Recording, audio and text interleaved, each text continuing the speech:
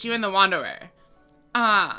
This is my first game in the series, though I have played a little bit of, quite a lot of Pokemon Mystery Dungeon in the past. Ultimately, I am not expecting to do very well here, but I would like to give it a shot.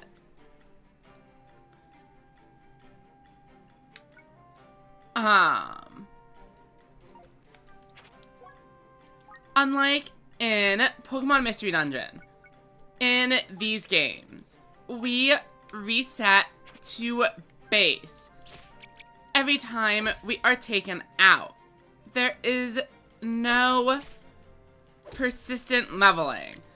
If I'm able to make it to a warehouse, I would be able to store some of my items. But I have yet to find one in the first couple of attempts I made. So I'm not really expecting to make it much further this time. I would say the biggest difference is that if I get the opportunity, I am definitely going to be purchasing the rock items. And I'm also going to be trying to explore each floor, as I think gaining the experience points is pretty useful. So we're able to get rid of any item we don't want here. I think it would make a lot of sense to get rid of the unidentified item. And we got a new scroll. I do not know what this does. Here's a spot into a sanctuary, prohibiting monsters from entering.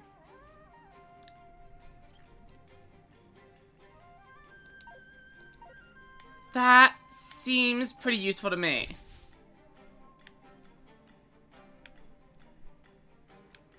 And that is the end of the first level, as long as we're able to get through those monsters. Fortunately, welcome Blitz Force. I will post the room code up in the top right corner.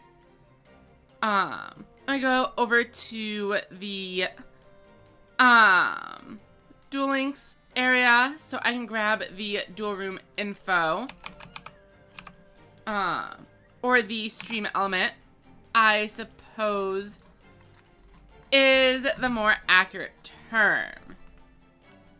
I will get it set up, and bring it over to this one.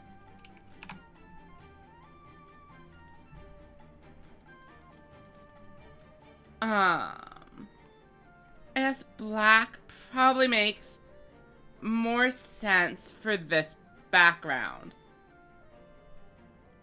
Hopefully that is visible. Room code for the point battle, starting at 2 p.m. is 42425. But until then, we are going to be doing our best to play a little bit of this. I believe my record is single-digit floors. Though I don't think I'd be able to get through 10 floors before the start of the event either way. Alright, so that is the exit. But I don't have a shield yet. And once we get to floor number 3, there are some enemies I start to be a little bit concerned about. Fortunately, the spearfish happened to be holding one. And that should provide a significant buff to our defenses. I'll go ahead and claim the free experience points, though only 2. Maybe it wasn't really worth it. I see some items are up ahead, and as you can see on the minimap, that green area is the exit, but I don't want to take it because I am just too concerned about the possibility that we end up underleveled and die to it.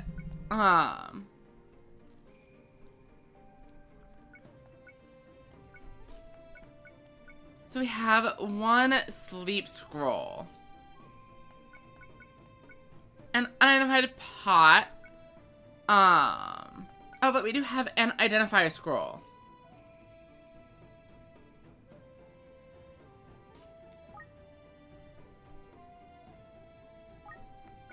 So let us see what the pot actually is. And it is a rejuvenation pot, which provides 4 unique full HP heals. And I'm assuming we're able to put some items into the pot as well.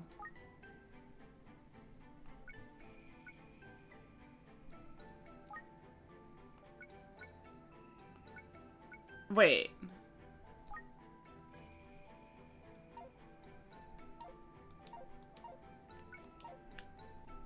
I don't think I understand how to put things into the pot, unfortunately.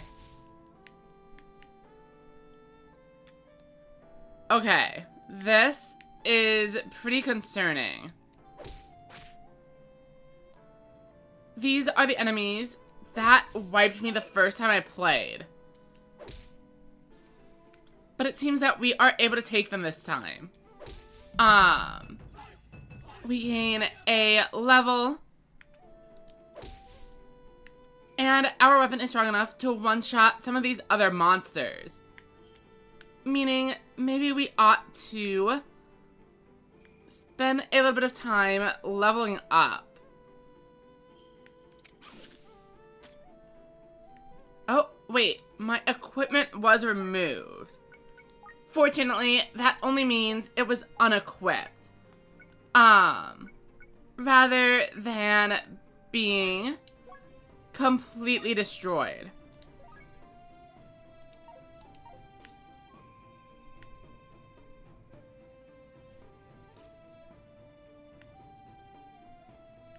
And there should be one more area up near the top for us to explore before we reach, I would call it a checkpoint.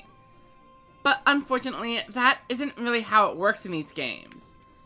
Like I said previously, you go all the way back to the beginning of the dungeon with no items and no persistent XP. Every single time you faint. So it is pretty difficult. At least to players like me who are not familiar with everything going on in the series. Apparently the frogs can steal my money and then go pretty fast. I can see the frog is zooming. And the other monster was running away as well. But that one makes sense because it does get one shot. So let's see if we cannot track down this frog. Oh, and it looks like it is coming to us. Or running away once again.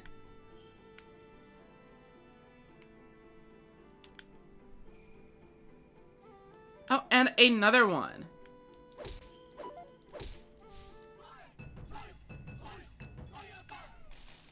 Alright, we gain a ton of money. And we are going to be able to defeat the Pump Phantasm as well. Alright, yeah, as long as I've set it up correctly. The duel room should be beginning in about half an hour. I I think I will probably just be commentating today rather than playing.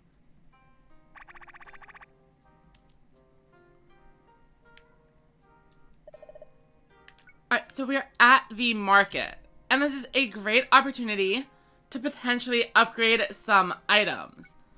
Unfortunately, it looks like we are not getting anything worthwhile.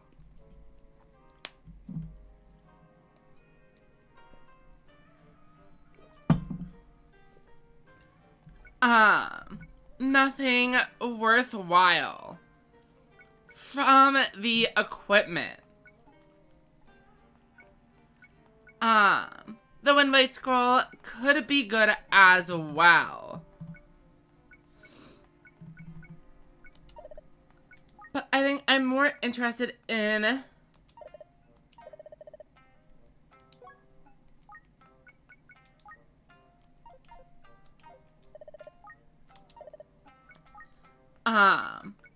selling some items. I don't think we need 2 copies of this staff.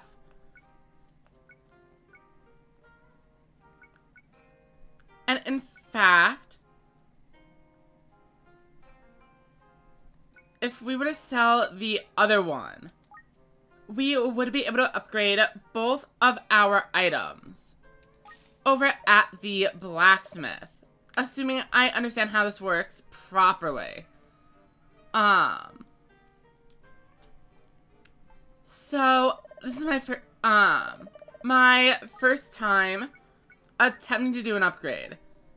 We are currently at 8 strength. And now it is 9.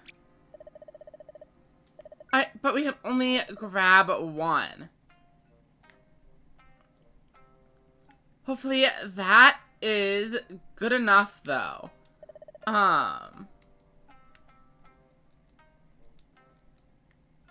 Looks like there is another exit over to the top, but I don't know how we get to it. As you can see on the map, there is another piece, located nearby. Oh, and there is a new sword right after we upgraded our original one. It is lower in strength.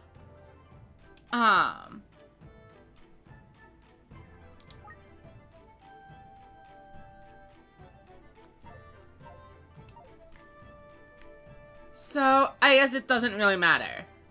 I don't really know what a draining monster is.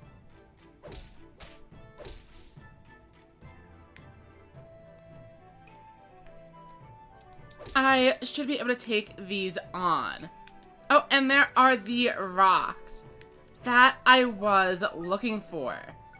But how about the katana? Another weapon weaker than the Dotanuki. I should probably go ahead and eat an onigiri soon, though. As I believe if the fullness reaches 0, I end up being in a pretty serious danger.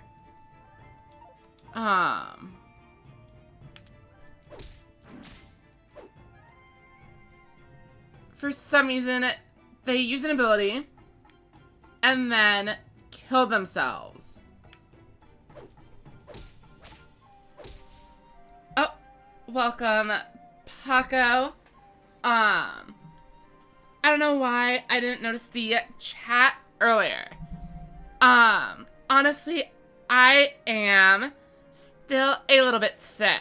The congestion has not really let up.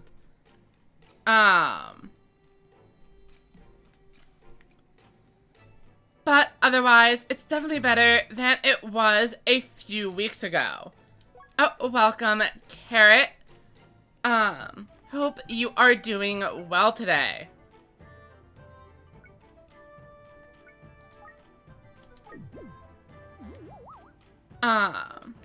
I am doing all right, though I have been pretty busy. I am going to be trying my best to get a video out tomorrow. Though it is going to be a, Pokemon one, rather than Yu-Gi-Oh! I am hoping to finish it in time. But I don't really know how much longer I have left on the editing. I'm trying my best to spend a little bit longer than usual to make sure it comes out all right. So I could use that rejuvenation pot to heal. But I can also simply walk away. And then when the ninja finally wakes up and starts chasing me, I will already be back at full health. And it seems to work perfectly fine. And then this one we can try fighting right away. Staircase has been detected. But as I mentioned, I am trying to get the experience points and items from the area. However, this opponent is what ended my previous run. And I am pretty afraid of it.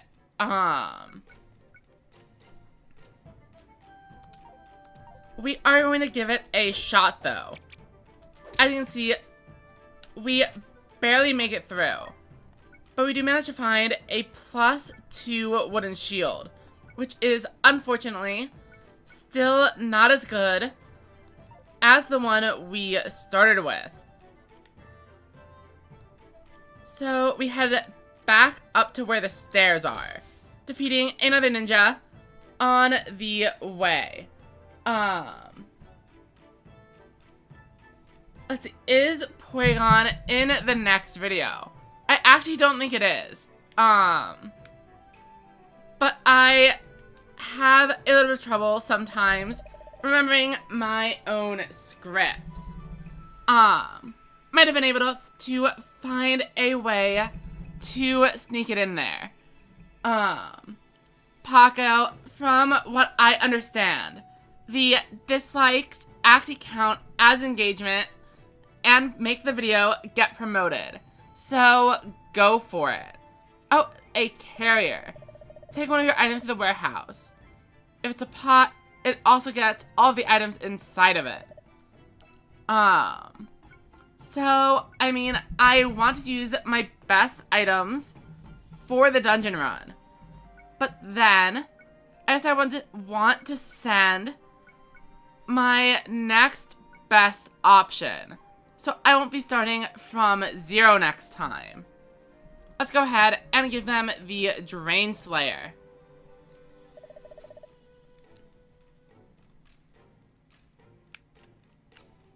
And then we will be running away from the much stronger monsters. Okay. And then I have this water drain scroll, which I believe is going to let me walk across and pick up these items. But I don't know what this is. Okay, so the spring trap warped me randomly.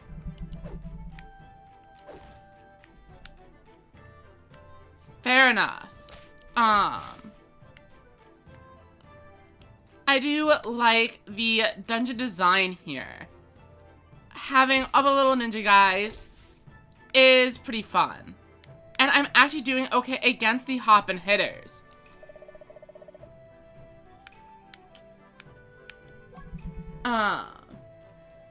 Oh, welcome. Tara, are you actually participating today in the point battle? Or are you just coming by to say hi? Yeah, so this game is, the original mystery dungeon. Well, okay, not this one. But this series is. I believe this is like the 5th or 6th mainline entry in the Shiren series.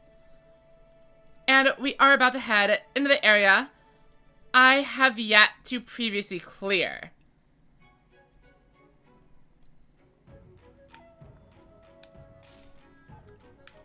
Picking up a little bit of money to start with. And plenty more items. And our very first revival grass, actually. This should be a huge help.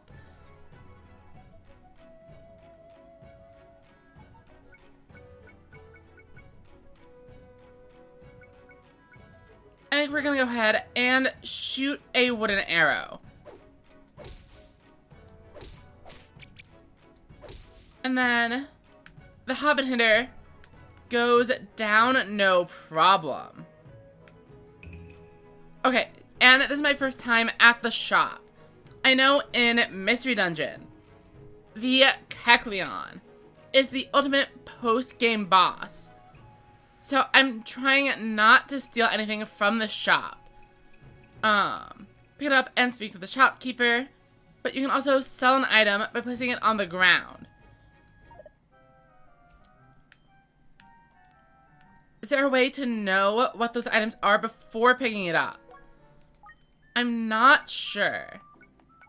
But I will start by placing some items that I no longer need.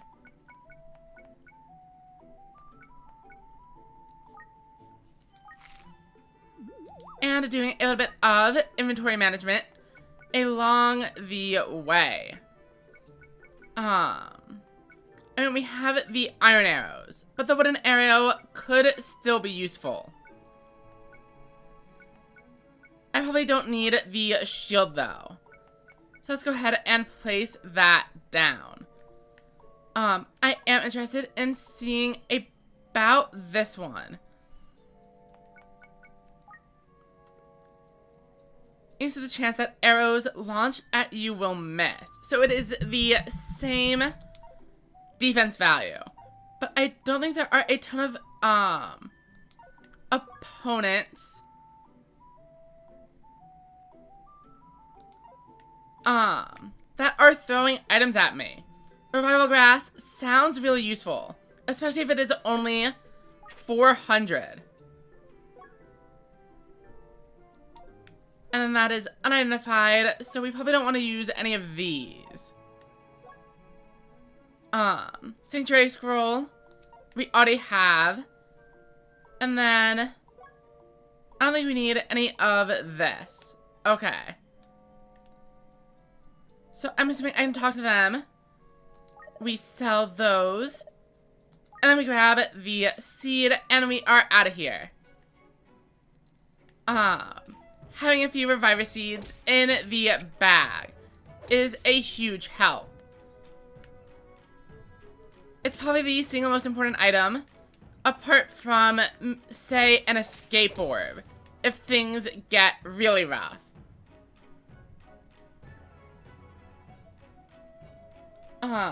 There says, don't have that much fun with Duel Links at the moment, but had fun commentating. I think that is pretty understandable. I think a lot of players are kind of waiting to see whether the next mini box is a big change or not. And Tara is correct. We have a ton of wonderful jelly-filled donuts. Also, I'm probably going to be calling it the herbs seeds because that is what we use in Pokemon Mystery Dungeon. Okay, but it looks like this is a pretty short floor. So let's go ahead on to the next one.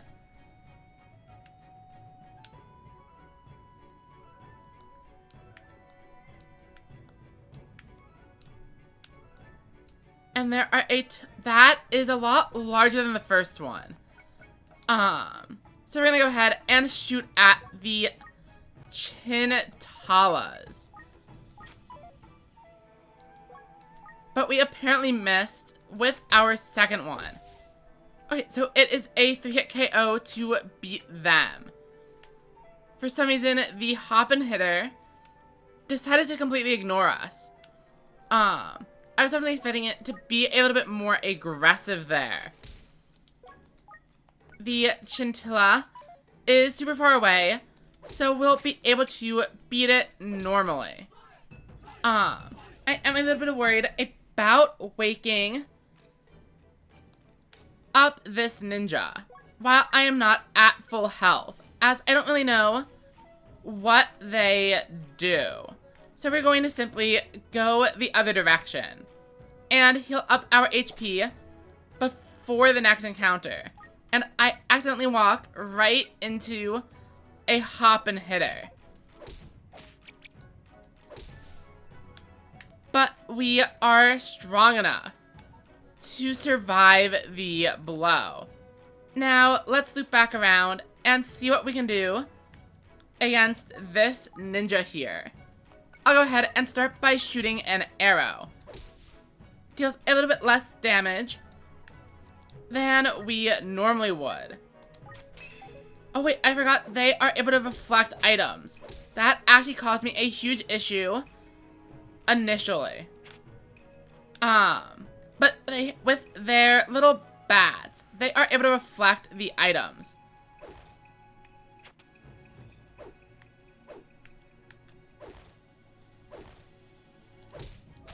Okay, and that is a new mechanic to me. I did not know some of these walls could be cut down.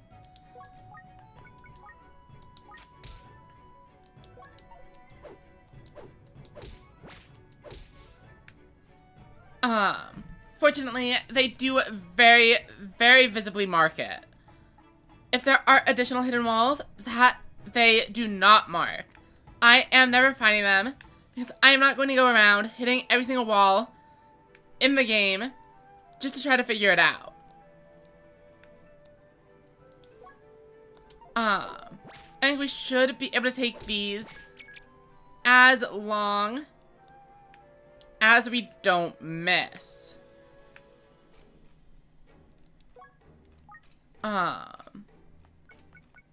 And that is the issue. So the Fixer Scroll will restore our HP. So let's go ahead and read that.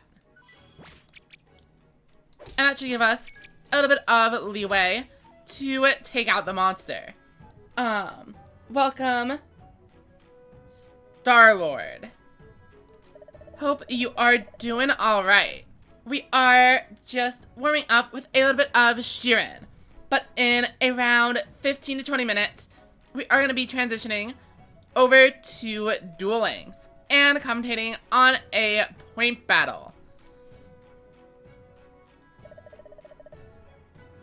I definitely do not want to trade away Revival Grass. As you can see, it's going to be very important for me to not get ambushed and die to these ninjas.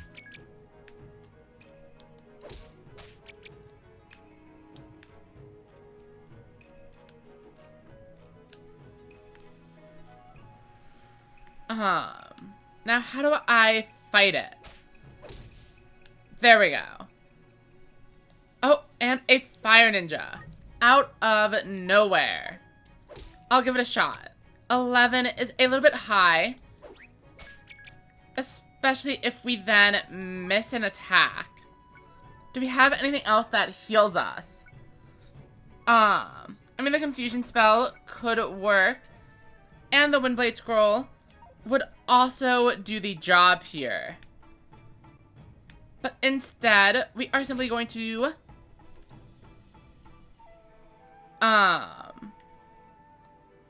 walk for a little bit and then shoot some arrows. Alright, and I'm very glad they did not choose to hit me with that fire breath earlier, as we probably would have just immediately died. Oh, and it's a monster house. I am very dead, is what I would say if it was not for this Windblade scroll with an AoE attack, I'm going to defeat every single opponent in this room at once, gaining a ton of experience points and a ton of loot. Though it appears some of the bigger enemies managed to survive even this blow. But we aren't done yet, as we still have our wooden arrows to finish the job. And I will see what this is. A pickaxe.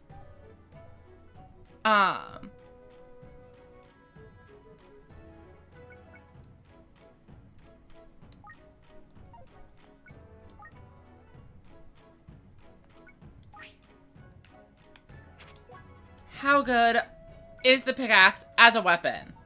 Identical strength, but our current weapon has no bonuses, whereas this one says we can dig through walls. However, the digging through walls will prevent it from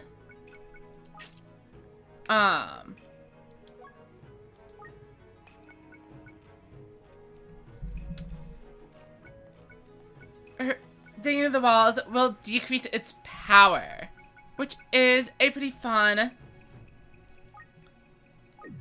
method or a pretty cool idea for an item. Alright, and here goes a spring trap that looks similar to the hop and hitters, but also a little bit different.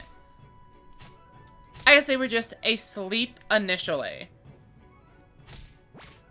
Now, I should be able to take one of these now that I've leveled up several more times. And even if this has a ninja inside of it, we are safe, as we are now at full health.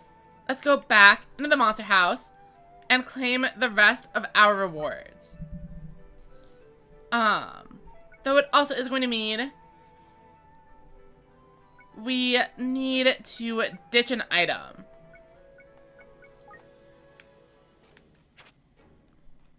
Another Windblade scroll is incredibly valuable.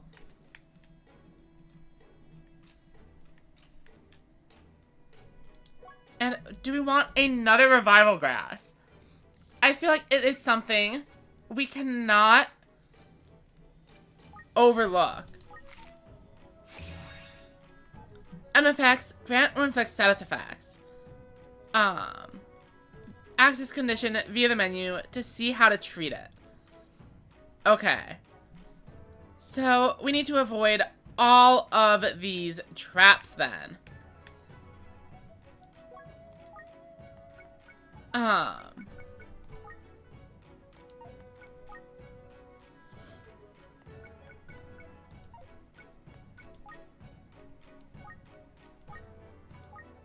So how do I put an item into the pot? Tabbing it heals, throwing it gets rid of it, exchanging will place it with the item on the ground.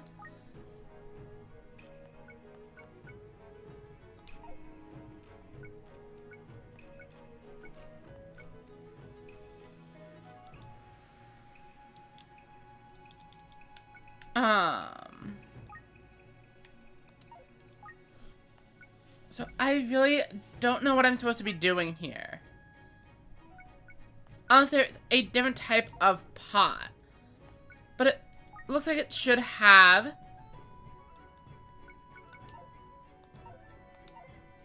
space. But I guess I will look it up some other time. At least the money items are easy enough to pick up. Could be an engine here, but seems to not be the case. I need to grab a tissue. I will be right back.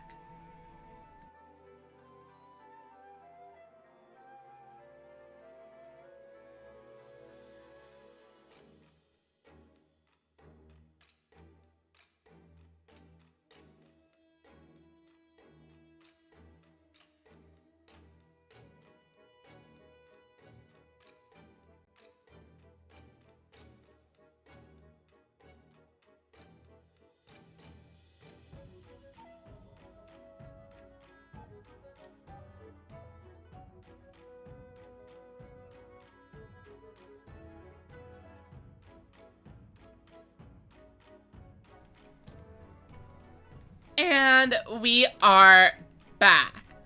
Sorry about the delay. As if there is another onigiri. We can actually swap it with the other onigiri we currently have. Then we can eat the weaker onigiri. And grab the grilled one once again. And then after this, I think it makes sense to just go over to the exit.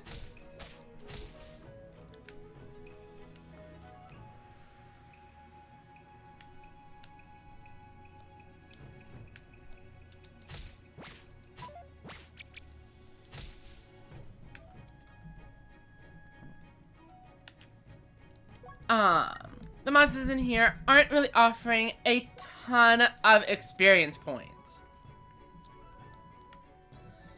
So, the hop and hitter, we do need to be a little bit safe against. Let's tap the rejuvenation pot. Clear it out. And then work from there. Oh, I completely messed up walking right into this thing. I mean, I can use the leaping grass. Or I can try to hide up in this.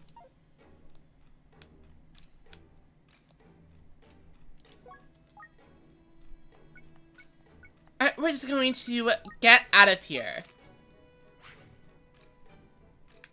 And that worked pretty well, actually. Okay, just need to remember, they are able to reflect my items. I don't want to be throwing any arrows at a hop and hitter.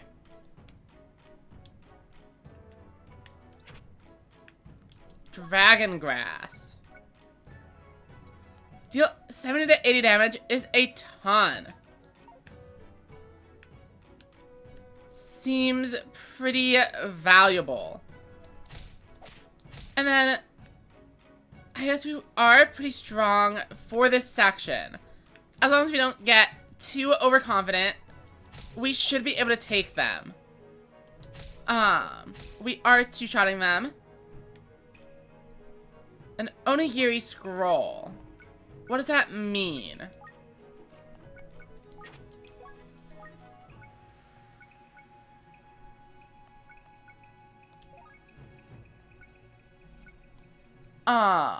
Okay. Reading this turns any item into a large onigiri.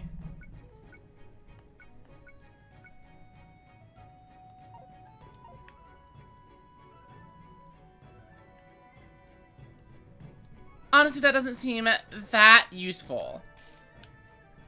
But we will keep it, and maybe we can sell it at a shop, once we manage to get out of the dungeon.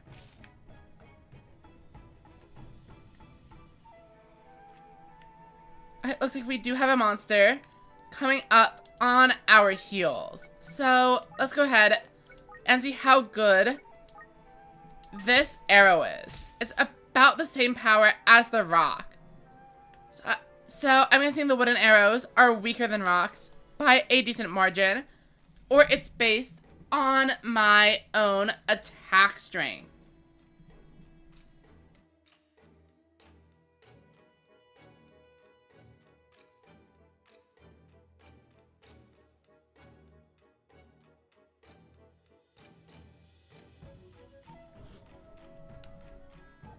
And then, once we clear out this level, I think it's going to be time to switch on over to the Duel Links.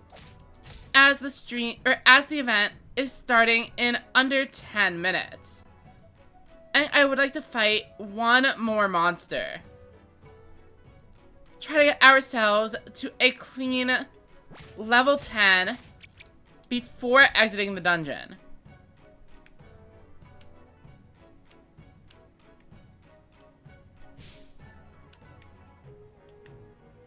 Alright, and here we go.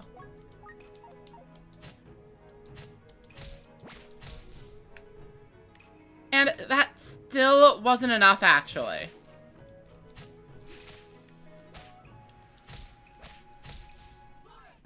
Alright, and there we go. We have reached level 10. Let us go ahead. And, well, I guess this guy is pretty weak, so we can just kind of deal with it. But I don't want to deal with all of those, too. We've made it to the harbor.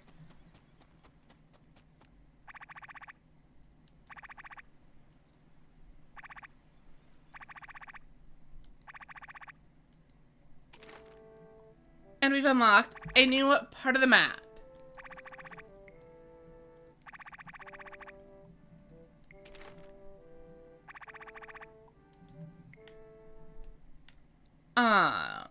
I think the most important part of finding one of these areas is going to be checking out if there's anything worthwhile doing.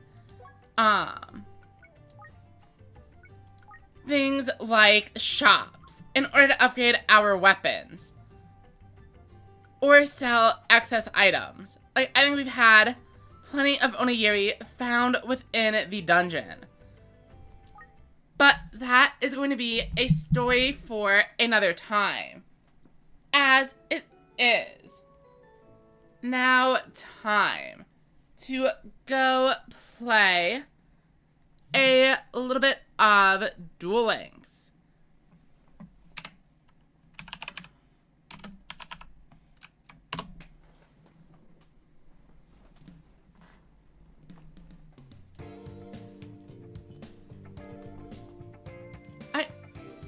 And let's go ahead and see how the duel room is shaping up. We have 12 members, so the duel room will last for 1 hour. As I should send another ping.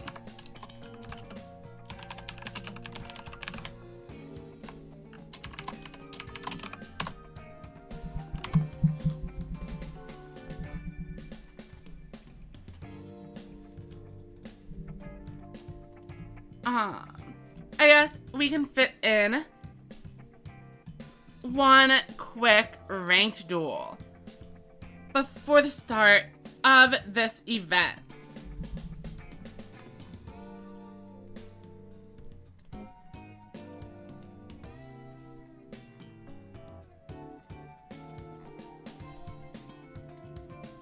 And remember, for anyone who does want to join, the point battle code is up in the top left. Alright, so we are up first. I could bring in the money, but I think it makes a little bit more sense to just throw down a bunch of monsters. I'm saving a reset runner over the 1500, as it is going to be tribute fodder either way. And a reset runner can boost my hydrons.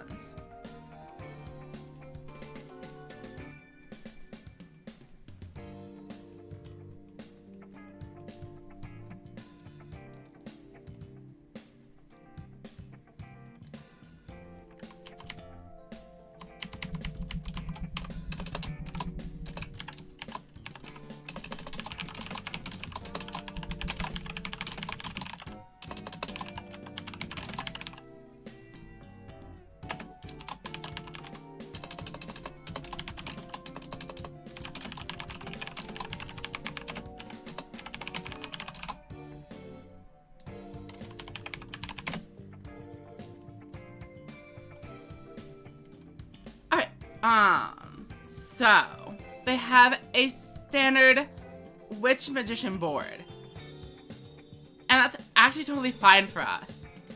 Though we are technically a little bit punished here, as we would prefer another 1500 over this reset runner.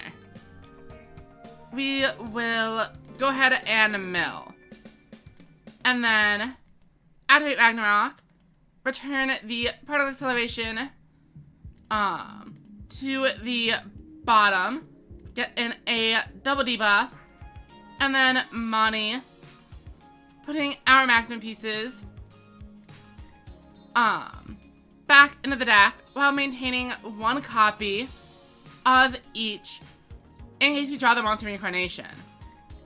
After that, we just swing on in, and hopefully they don't have the maximum. I'm going to be pretty aggressive in my strategy against the deck.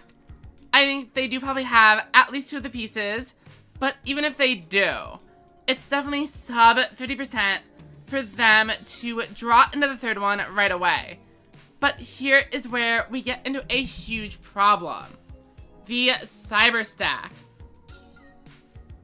does not have a lot in the way of piercing damage.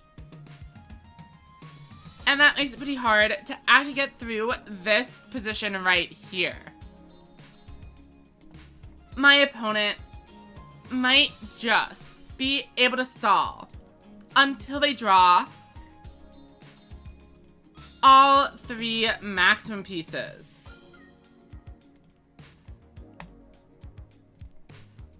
Our plan for now is to simply establish our board and deny as many of their resources as we can. There could be a Magician's Valkyria, so I thought they'd put it in front of the connector dog. But I was mistaken. And we get a little bit punished for it.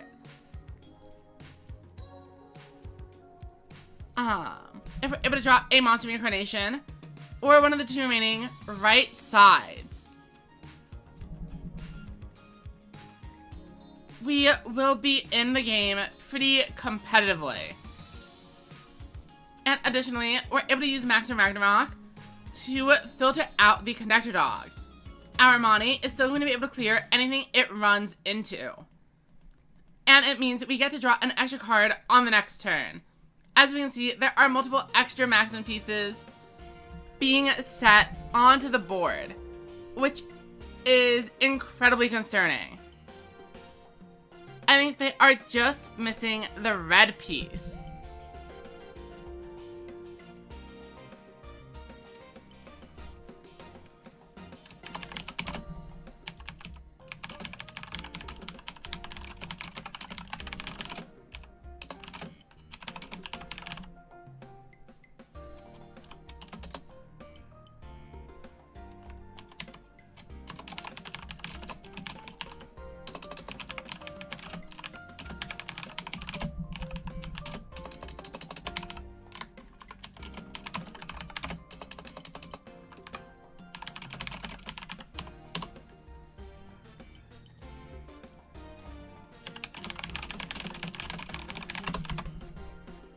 So we are getting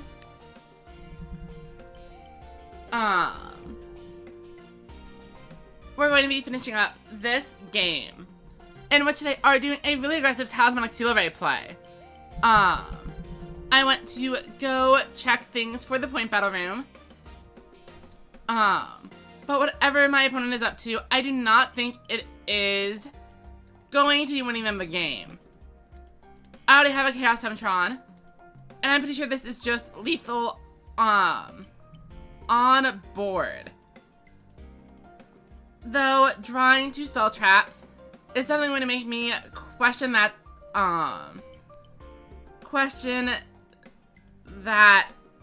statement. Let's Maximum Ragnarok. Get rid of a Cyrus monster to the top of the deck so we can debuff 2 monsters.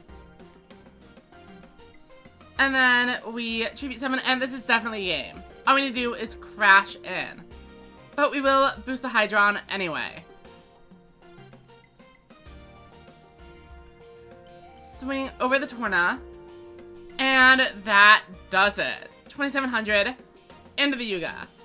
Paco says the Q doesn't seem to be working in the point battle room. So we're gonna go give it a shot. See what is up. Did something go wrong in initializing the room?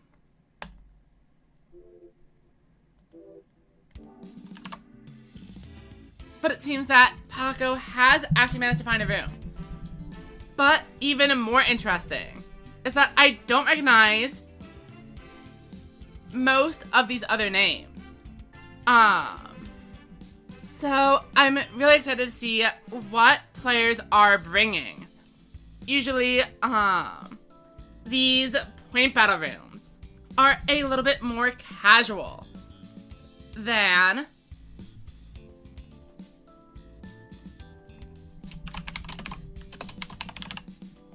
something like a Grand Harrier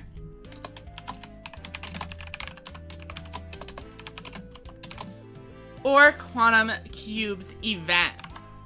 And it looks like our first opponent is running some form of Dragon aggro. It is Hammer Crush Duel, but it is also featuring a Bunker Strike to dig through the deck for something.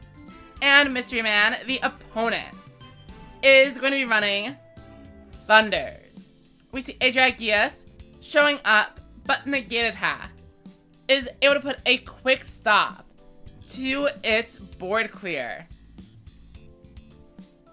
We see Trailblazing Thunderblast destroy the return Negate Attack and a Surrender.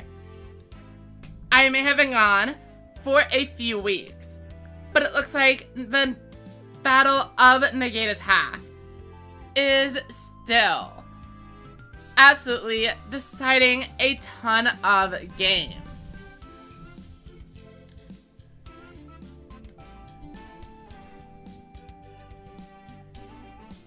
Oh, and I should probably put away the duel room info. As the event has begun, we aren't able to accept any new entries.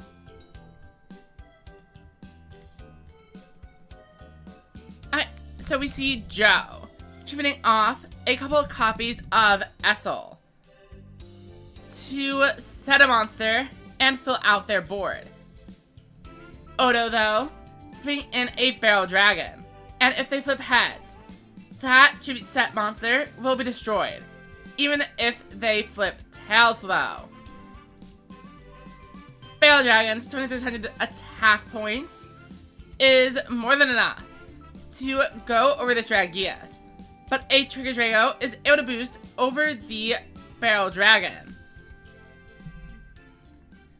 Now, it might seem like a misplay to be setting the Barrel Dragon, as you miss out on 200 damage. However, by using the Siesta Torero, you're able to put back in Dragius and a Money Sorcerer, which is a huge value for later turns. Widespread Ruin destroys a Mirror Innovator, and that is game. A dominant performance by Joe's Hammer Crush Deal deck. And it looks like the games are now properly and fully underway. Let's go ahead and see what Paco has brought today. Looking like it is probably not going to be Ice Sark, but there are plenty of decks Asana could be using. We have Hammer Crush Deal and the bad ones.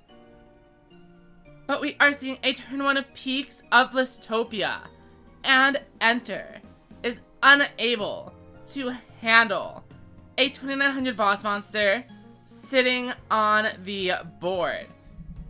That is until they draw for turn and bring out the one and only Yggdrago, debuffing the opponent's field, but running right into Negate Attack.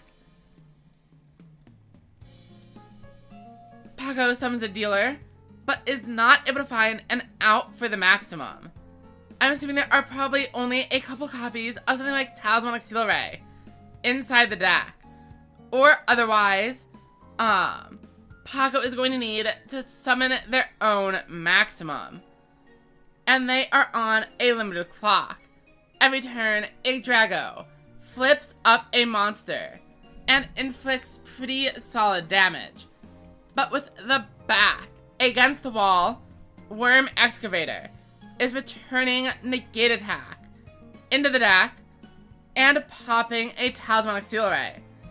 Notably, a Nail player is not going to have a Negate Attack of their own. Instead, they are going to be forced to run Widespread Ruin.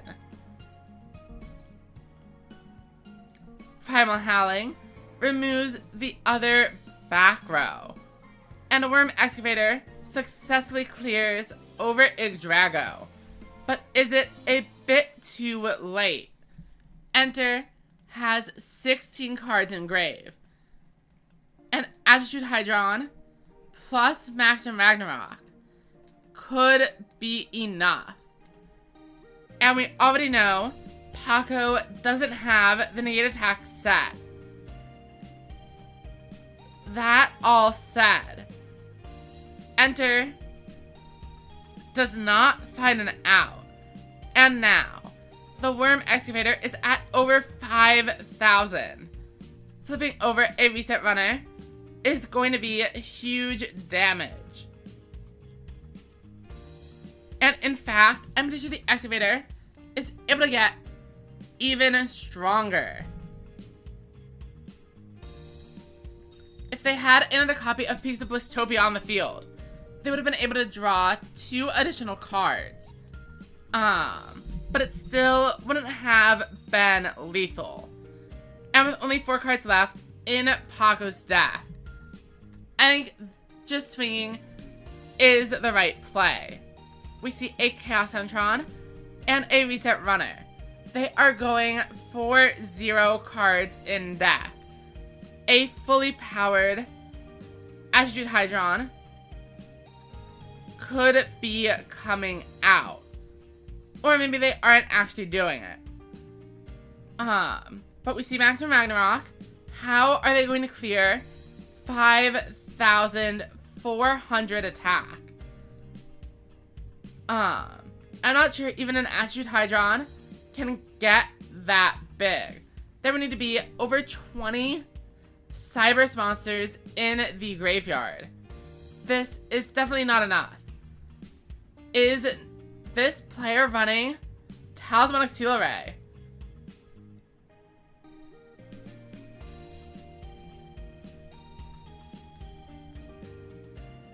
The answer is probably not. But with Bell's Tactical Money, Attitude Hydron will just barely be able to clear this monster. 200. And a direct attack from Monty, ending the game right on time.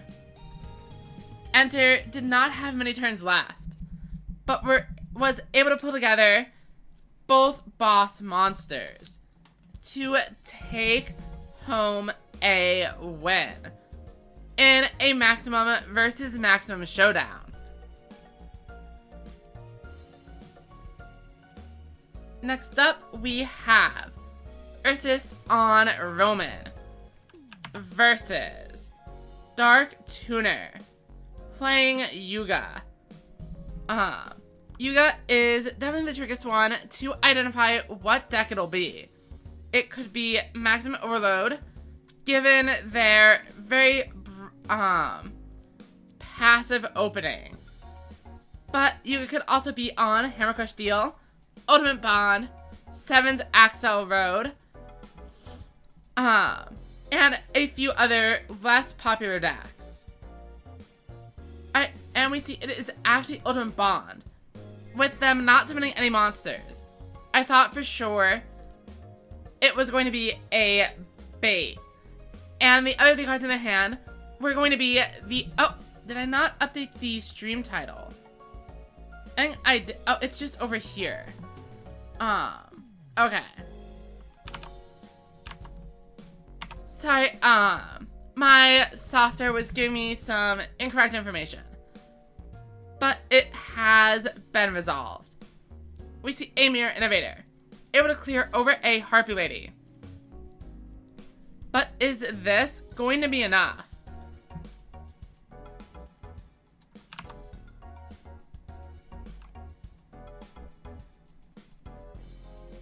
Any boss monster from Ursus is able to go above 2,500 and clear out the Mirror Innovator.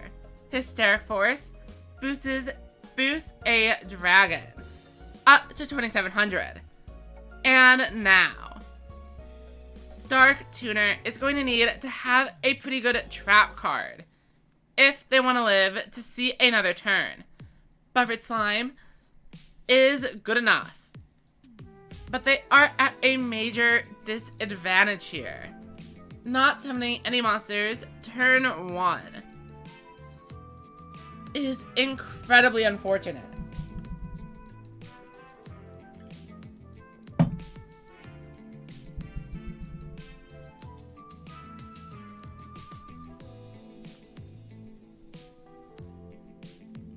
So we do see a Mirror Innovator coming down, but the Surge Bicorn is unable to stay on the field to use its effect. So Dark Tuner will not be bringing in any additional boss monsters, but sometimes all you need is the one.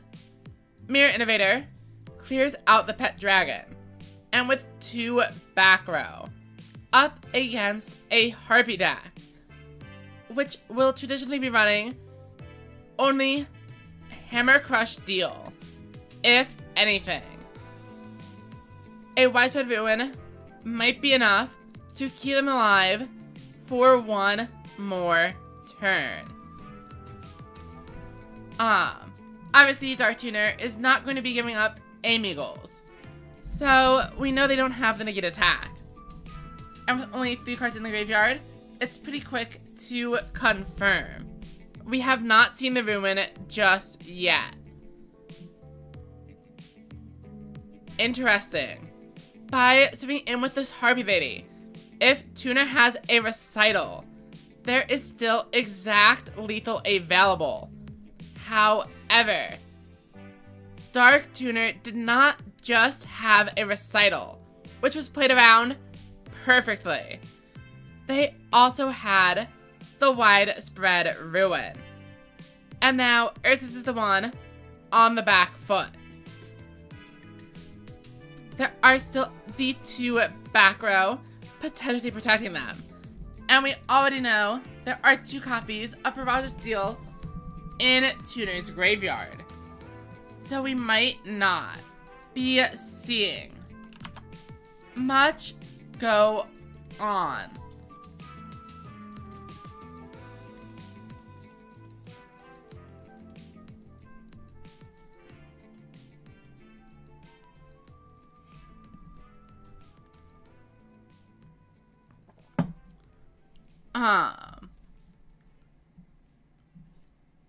I do need to go grab a little bit of water, and I see Twitch decided to just start running ads.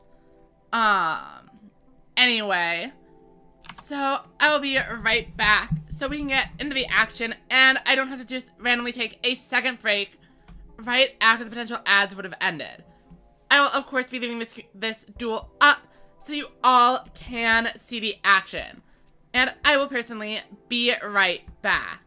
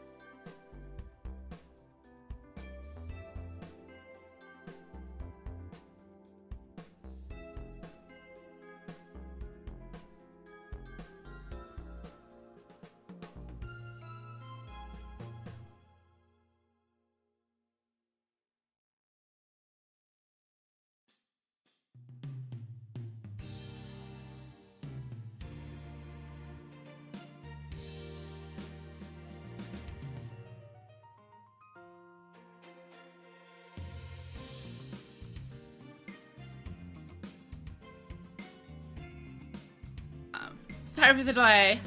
I was ambushed as soon as I left my room. But I did notice a maximum summon. So I'm sorry I was not there to commentate the Harpy Max coming down. In any case, welcome Harrier. I hope you are doing pretty well today. I have been a little bit out of the dueling scene for the last few weeks. How have the tournaments been going?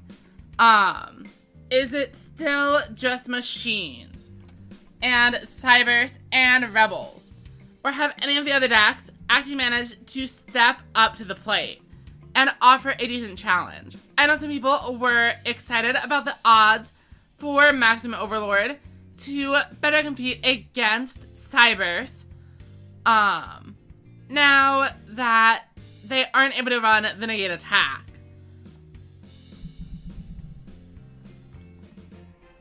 Alright, we see 2 Chaos Femtrons, but no way to trigger them. A battle of Maximum Ragnarok versus Beyond Curiosity. Beyond Curiosity has done what it does best. Bring out Yggdrago. But it looks like the Ragnarok deck is floundering. Chaos Femtron missing not just once, but twice.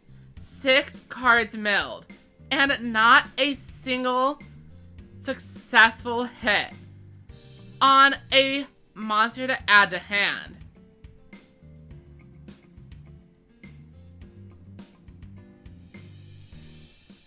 And a second Yggdrago comes down immediately. No hesitation from Cryogene. Though, I do have to say, that was an incredibly unfortunate game. Chaos Femtron missing, even once, is relatively rare. To miss twice in a row is completely brutal. I want to see if there's anyone we haven't seen fight yet. And I don't think I recognize Camille's name. So we're gonna go into here. Interesting to hear Vast Vulcan is actually putting up some results. Personally, I did think the noodles would actually still be okay. Being able to run Combustion Crisis is very good into the machine specifically. But I'm guessing there were probably too many people bringing random, less powerful decks, and then the noodles struggling against it. And then obviously the nerf to the skill on top of the loss of Call of the Earthbound is a lot. But I still wasn't expecting for Vulcan to be better, I guess. So that is interesting to note.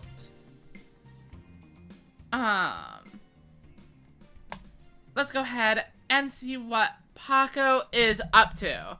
We tried to watch their previous game, but it apparently ended immediately.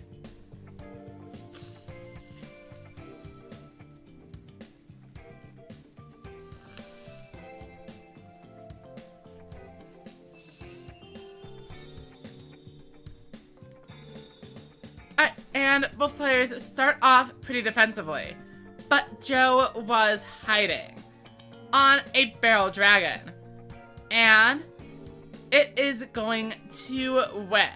So Paco's life points should be relatively safe, unless of course we see a multi-type dragon Dragias. However, it looks like Joe instead drew into a trigger Drago, and Paco manages to keep a card in hand.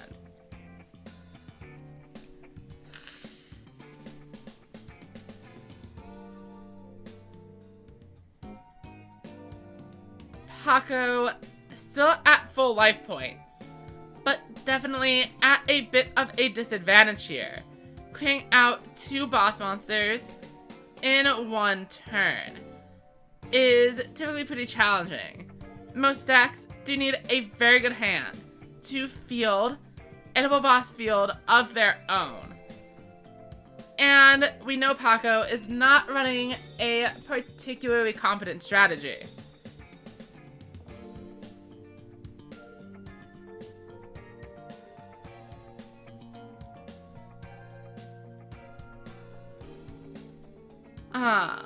Here, I agree. I think the Aqua deck actually does already have a fine skill. It's just that Mimi has not gotten like any new cards since their event. So we don't see anyone really using it. And 8 months of power creep will do that to a deck. But like you said, the skill was buffed, and there is nothing currently available to make use of the buff. So I'm pretty sure they have to be releasing Aqua support in the mini box. I was very surprised to not see it in the worm box. And yeah, I think Mirror Innovator probably was not a good idea to put into the game. It's interesting though, in that putting Innovator to limit 1 feels like a relatively good solution. In the context of the machine deck. But if you do that, then you are still giving aggro decks the opportunity to run 3 Dragias, a Barrel Dragon, and Mirror Innovator, which is a lot of pressure. I mean, obviously the skills have gotten way stronger than they were on average at release of the world. So maybe Hammer Crush Duel can be allowed to have pretty strong tools overall, as it is trying to compete with the dedicated support decks. But they also probably don't want Hammer Crush Duel to be the best deck, or even really that good. I think it's just kind of how the meta shook up with a limited card pool. It's very hard to stop Dragias if it's released in set 1. There's basically nothing they could have done except for not bring in the dragon. At least at first. Obviously, nowadays, it isn't quite as bad.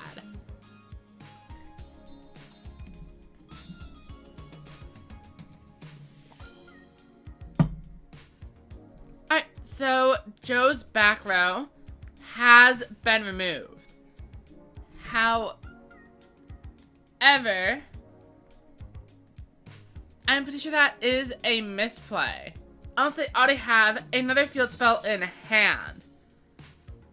The Worm Excavator is able to destroy the back row, so they didn't need it to activate the Primal Howling, as they would have been able to draw an extra card off of it, and deal more damage, and keep the Primal Howling for a later turn. So I am a little bit confused on what they were trying to avoid with this. As far as I know, I don't think anybody's running any of the trap cards that kind of dunk on summoning the maximum monster on summon. I'm not even sure if Duel Links has any of those.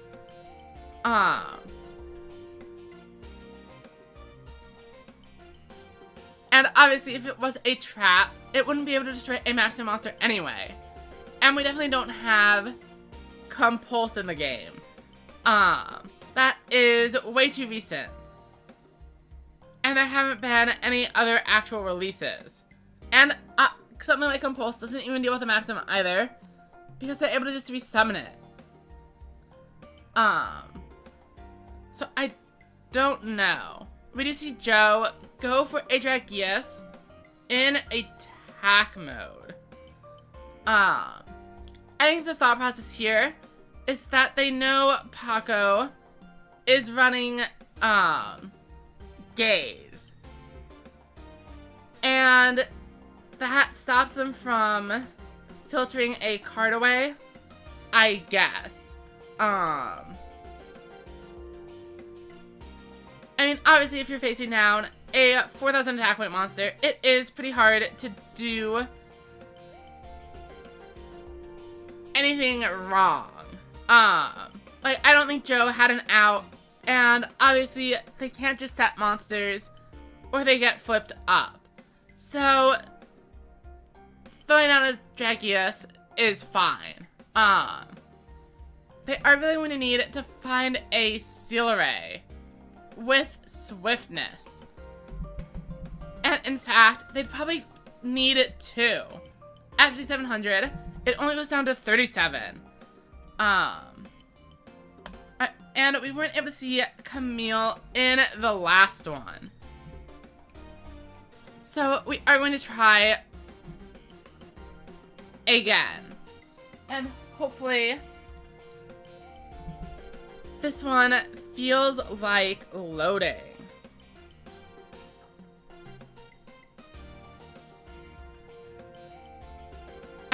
Yuma starting off with a set Flame Cerberus and 2 other monsters.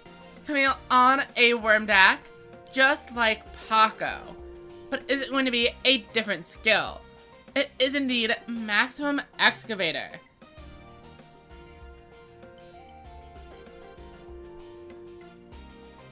Good enough to wipe out the board, but not good enough to deal any damage.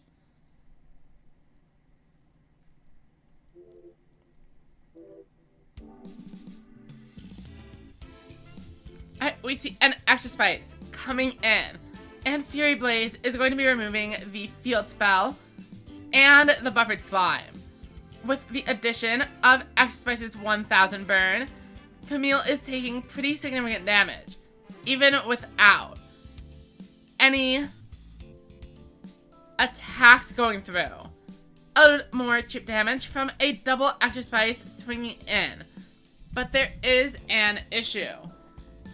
Extra Spice is only a 2400 monster, and Asana's are 25. A little bit stronger, and just good enough to clear the board. Looks like there was no trap card to save Yuma here.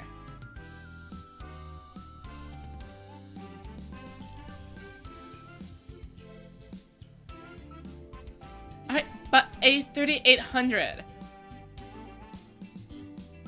Spice, the Elite Noodle Ninja, swings in for 1300. However, with no additional monsters and only 1 new back row, things are a little precarious for Yuma's board position here.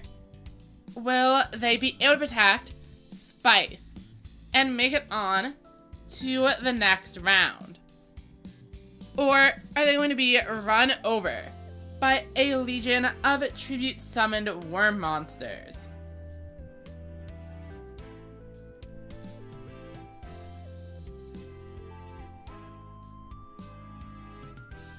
And here goes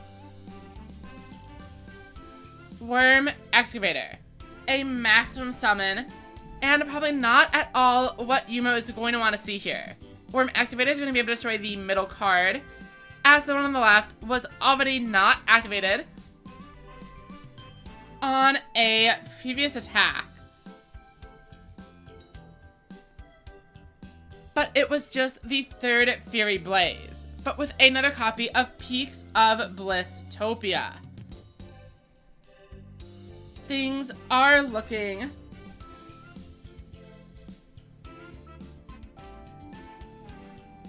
a little bit bad for Yuma, despite having a pretty good life point lead for the majority of the game. Monster Incarnation, are they going to be able to bring in a Spice again? and boost it all the way over this worm excavator. I'm pretty sure it was only at 3,800 last turn. So how are they going to boost it above 45? A couple of extra spices could burn them down to 1,000, but that isn't going to be enough either. Or sorry, down to 100. But all we see are 2 Kanon. How big does this spice get? Did I forget how large it was last turn? Or is this just an attempt to show off that they don't actually have anything? The turn ends.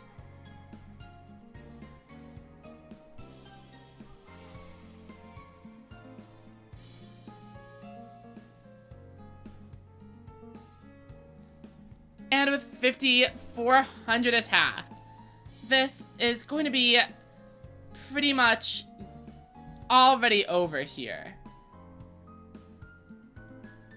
I'm pretty sure all they need to do is attack. The back row card is not relevant, but they can even destroy it if they want.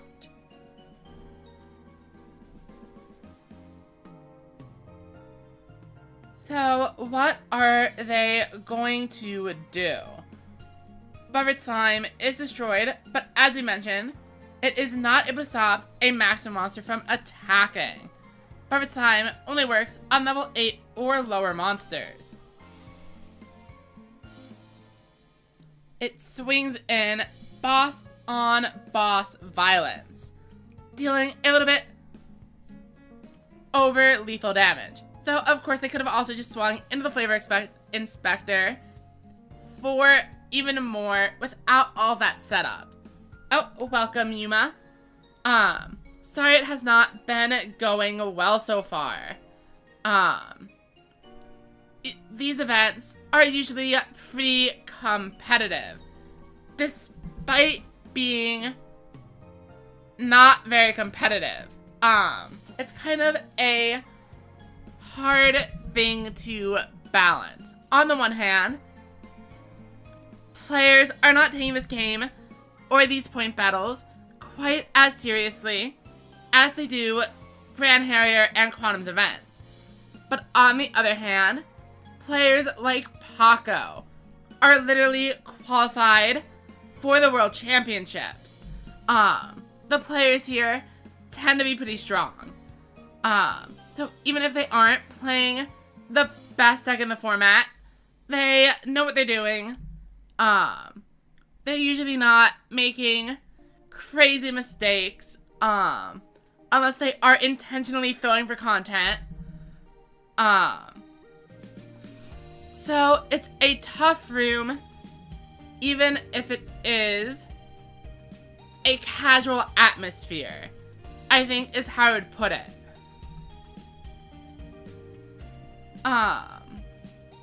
But let's not dally any longer and hop into the next game. I'm not sure if we've actually seen,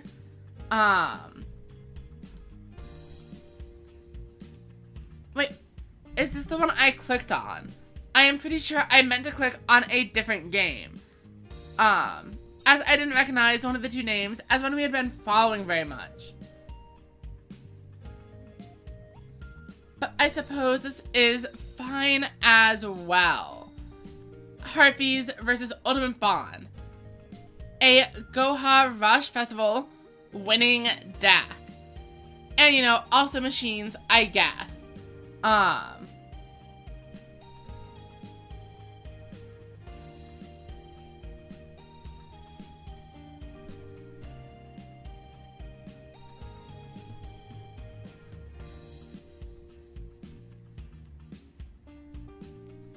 We see a Mirror Innovator paired with Tough Striker. But Harpies have one tool that a machine deck is not going to have access to. And that is the one, the only, Negate Attack. But it seems that it didn't do much of anything. Ursus passes it back, and Dark Tuner is already on their next set of attacks. Things are not looking great for them.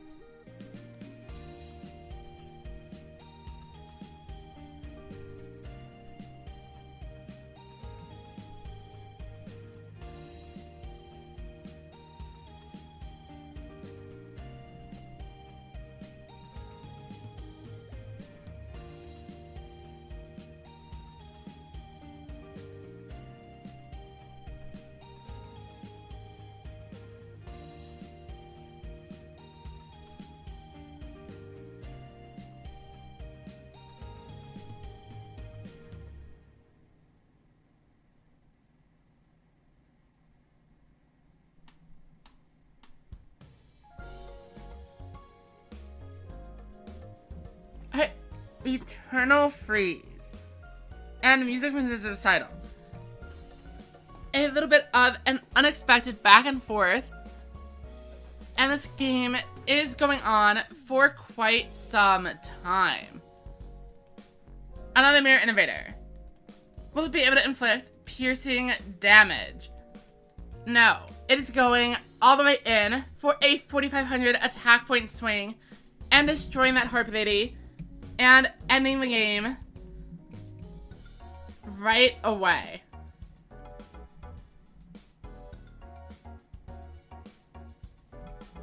We get a win for the machines. Definitely the more meta deck of the options.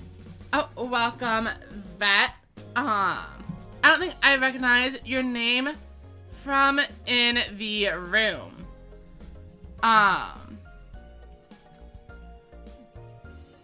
Which player are you? Oh, I don't think we've seen much from Malax. So let's go here next.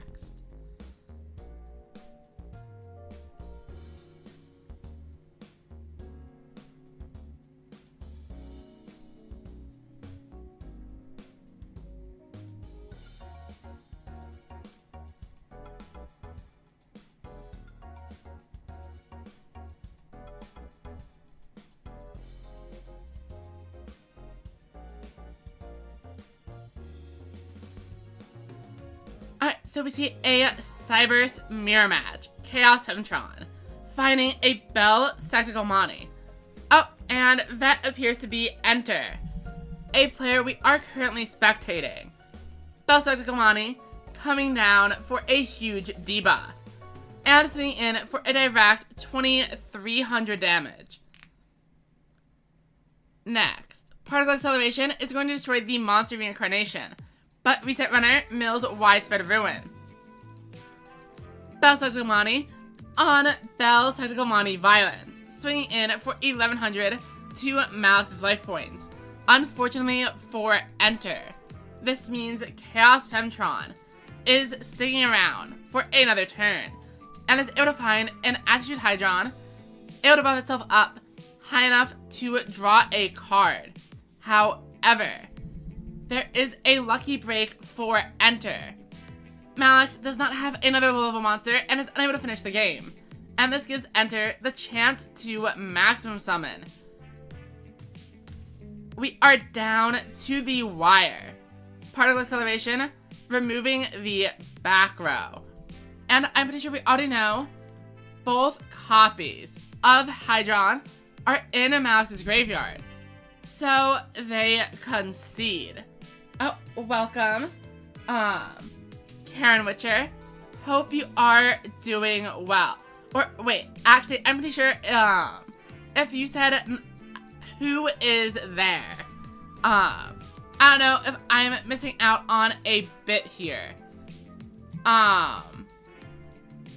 Also, did you all see it said Paco was fighting both of those players at once? Oh, and welcome Shoto as well. Hope you are doing well.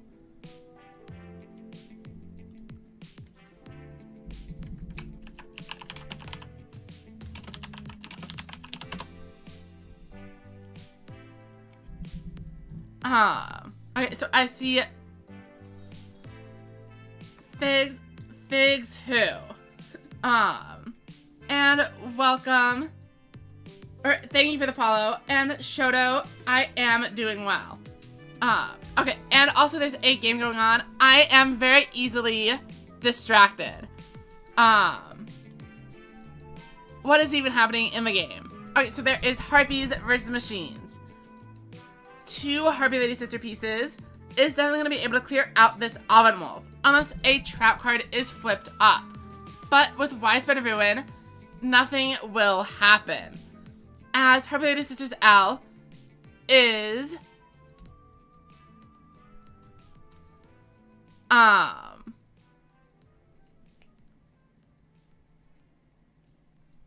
Harpy Lady L is immune to trap cards. Figs the doorbell. That's actually a pretty good one.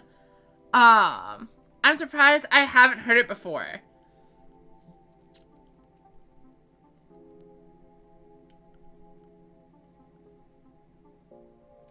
Though, I'm trying to think. When is the last time anyone in this chat has knocked on a door or rung a doorbell?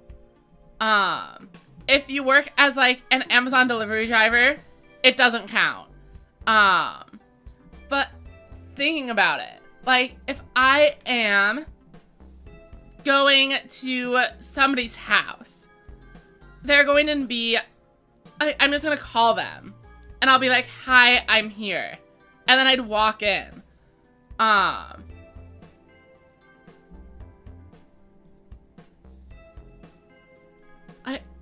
I don't think I've had to knock or ring a bell since like I was in elementary school. And just like going to the neighborhood kids and seeing if they were home. So at this point in the game, sorry to just randomly jump right back into it, but Shield and Sword is leaving both Harvey Lady Sister pieces at 0. And it's also interesting to note, we have seen all 3 pieces of the maximum at this point. With the right side, the right side currently on board, and the left side offering some protection from widespread ruin previously.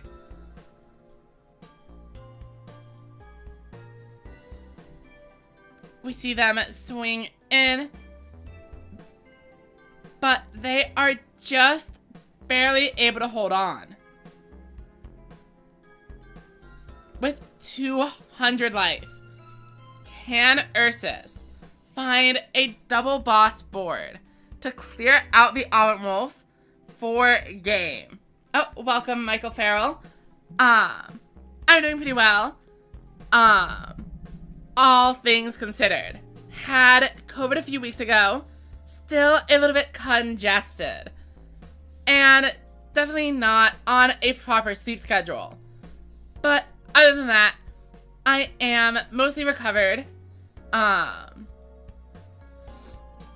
am excited to be here and able to stream again. Shoto, my week has been pretty busy, but not too bad. There's basically never enough time for me to do everything that I want to do.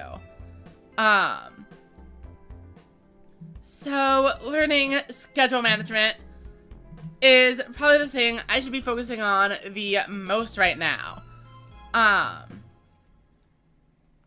Between streaming, making videos, my actual work, working on things like my custom card and board games, trying out new hobbies, etc., social obligations. It's a lot. But I'm sure that's pretty relatable to most of the people here. I mean, even if you are younger and still in school. I mean, things like going to school, social obligations, clubs, homework. It all adds up. Though I guess it is July, so most of the children would be on a break right now.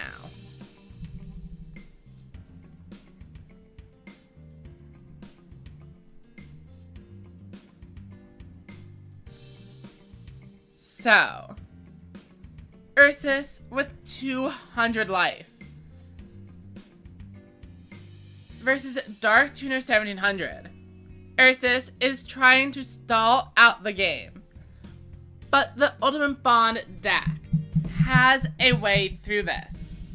All they need is a Steel Mech Lord, Mirror Innovator, and only one copy is in the graveyard, with 5 cards in hand and 6 cards in deck, you would expect the odds to be 50-50. However, and if they already had the Mirror Innovator in their hand, they would have brought it out on a previous turn. They only drew 3 of the 9 cards from their deck at the start of the turn. So a 1 in 3 shot, but then they had 3 of them. And each time you fail, the total, so yeah, it probably was actually somewhere right around 50%, to find a Mirror Innovator. Let's go ahead and actually just pull up the math. So 9 cards, hand size 3. Mirror Innovator. It says it was a 58% chance to draw it here. But even with a Harpy Lady Sisters and a pet dragon, it wasn't enough to end the game. And that Harpy Lady Sisters is looking pretty vulnerable to me. There is lethal already on board. Barrett's Time and Elite Attack are both down. The only thing I can imagine is that this set card is a Combustion Crisis and is going to deal the perfect 600 burn to win the game. But Quantum has made a much more reasonable observation that Counter Pigeons is able to do the job as well. But it turns out not well enough. If it even was a trap card, Dark Tuner swings in and wins the game. Now, I do want to spectate this game, but first,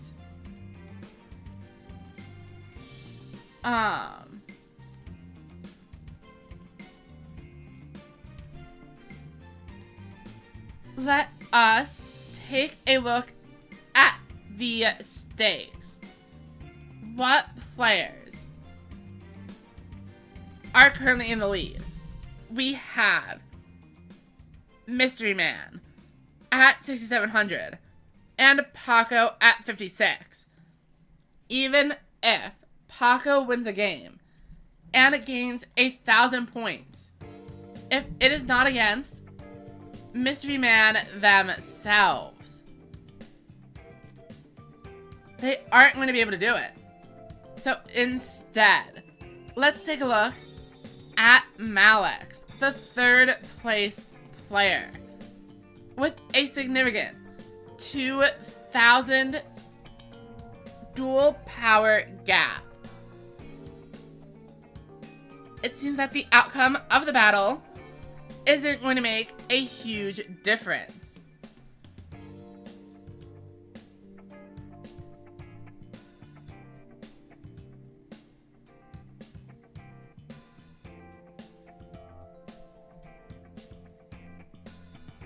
And we see a Sigurd State Soul. Oh, and as she says, have 2 job interviews coming up, but want to stay in neat. What do I do? Alright, so first relevant question here.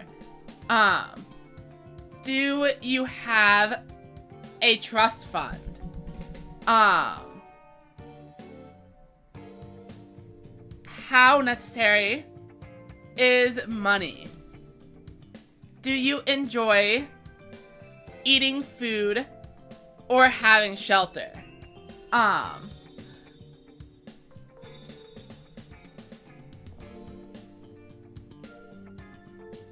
If you're asking for how to throw the job interview, it's actually pretty easy.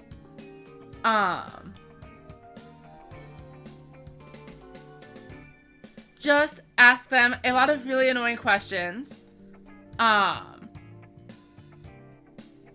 And be like,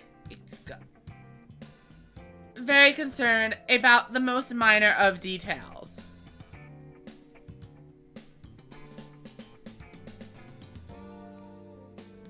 Especially if you're able to make the questions you ask seem like you're trying to slack off as much as possible.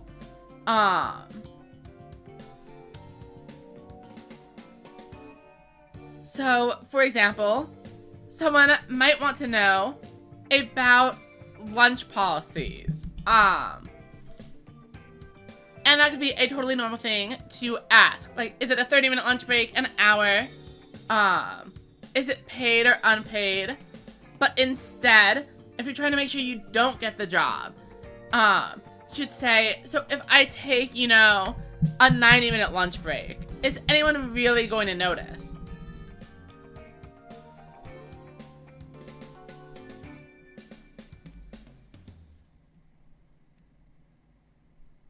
Alright, so particle acceleration. Destroying a buffered slime. Definitely a card they need to get through in order to win the game this turn. Even Widespread Ruin isn't going to be good enough. 2 Attitude Hydron allow Milanes to finish this out. We see Malax considering their options. Theoretically, they could run down the remaining 2 minutes on the timer, simply sitting here to preserve their point total. However, there is no reason for them to do this. There is no top cut. There is no prizing. So, if they don't actually have a way to stop the attack, I don't think there's a point in waiting out the point battle.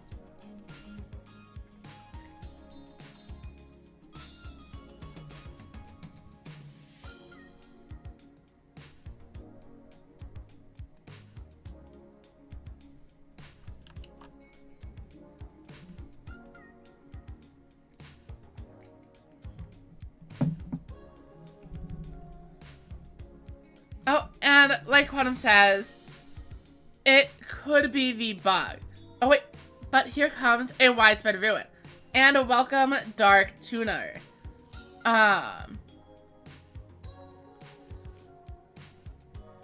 Quantum not playing video games at work. Poor decision. I mean, how are you gonna be prepared for Worlds at that rate? I mean, obviously, with all of the money in the professional Yu-Gi-Oh! Circuit, who even needs a job if you're good at card games? Just like in the TV show.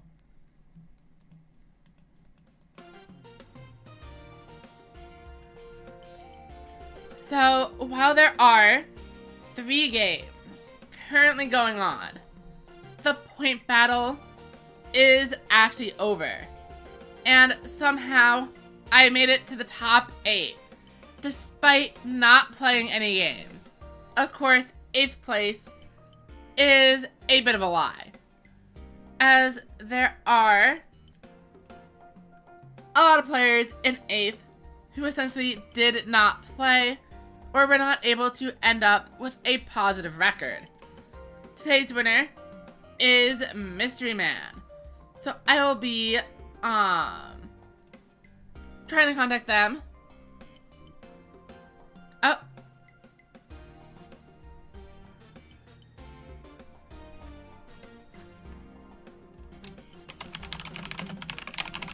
Let me go ahead and announce the results over in the Discord.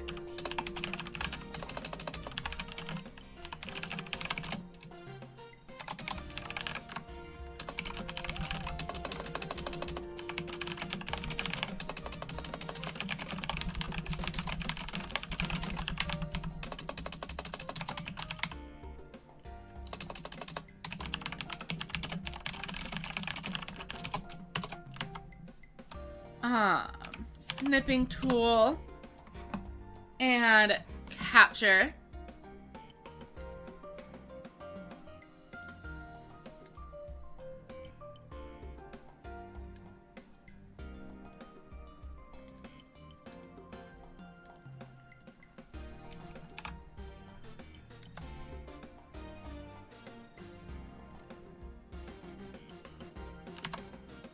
And then let's go ahead and do a little bit of battling ourselves. Next up, we are going to be playing a little bit of ranked, trying to get into gold 5.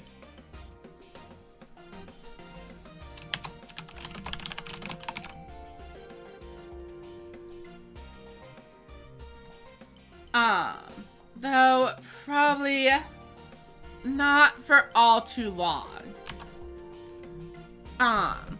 Realistically, if I were to keep streaming for more than another 15-20 minutes, I might be switching back over to Shiren. But for now, let us see what we can put up on ladder. I'm gonna go ahead and set the acceleration and then Ragnarok. Throw this on the bottom of the deck. And we'll just sit on a Mani. The idea here is that setting 2 and passing is pretty weak. But by having Mani, backed by a recital,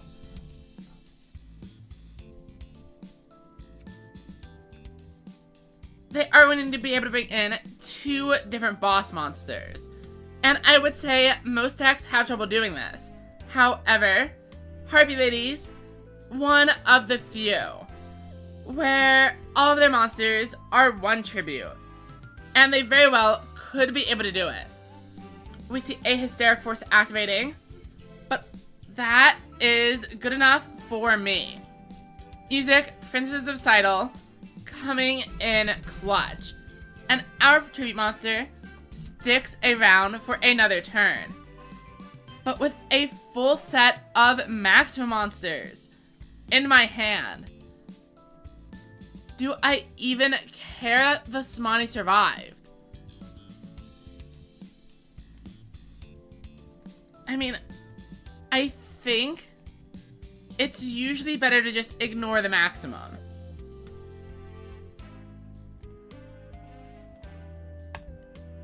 This is worth a ton of damage and doesn't get like randomly blown out by a Bungus Dragon.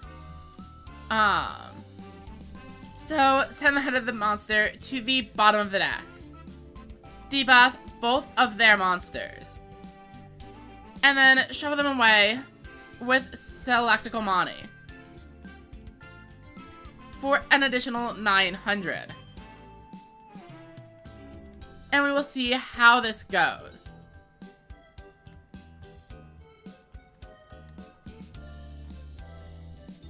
I mean, that was 5,000 damage.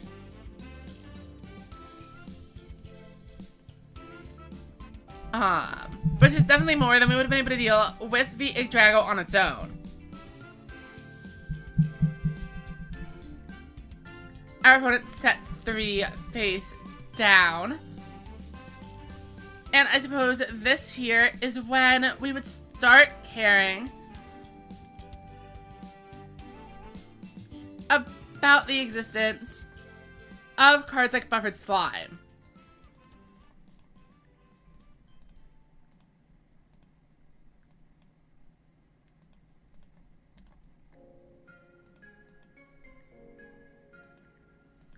As Yggdrago would be immune to them. But at the same time, I think it is fine. We will give them 1 more turn. Also, I meant to get rid of the Dark Femtron here. Or, sorry, the Connector Dog. No, it was a Dark Femtron. But I forgot Hydron. Or I forgot I didn't have 3 monsters for the Hydron. So now, our entire board is at 0. Will I be getting punished for the not maximum summoning? This could be an issue. Harpy Spit Dragon coming down. But if that is their only monster, I don't think they get to 6,000 here. 3,000 and 1,300 is only 43. So we survive another round. However, they could still have the buffered slime.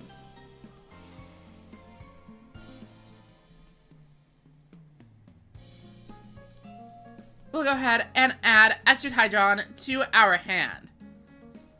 Then another Chaos Hydron comes down, and we will add the head of Yggdrago to our hand. And they concede. Let's go ahead, send them the nice. And we'll see if we can win one more game. I am pretty sure we won the match right before the point battle started. So this should be a gold 5 rank up, if I'm remembering correctly.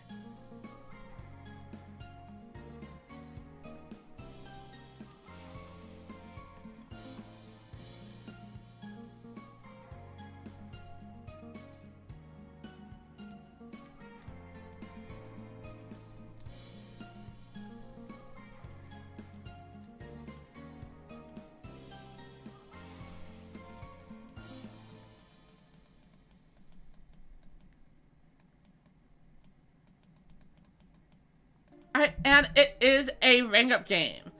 Unfortunately, it is also a rank up game for our opponent. One of us is leaving here, ascended to a higher plane. The other left in the dust, eternally wandering the wasteland, never to achieve our goals.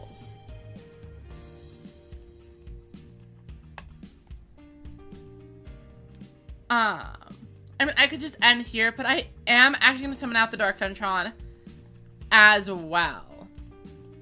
Forcing them to have 3 monsters above 1,500 to actually clear should be good.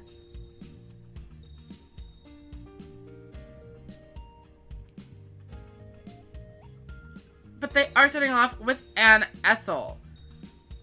And they draw the Mirror Innovator off the Essel.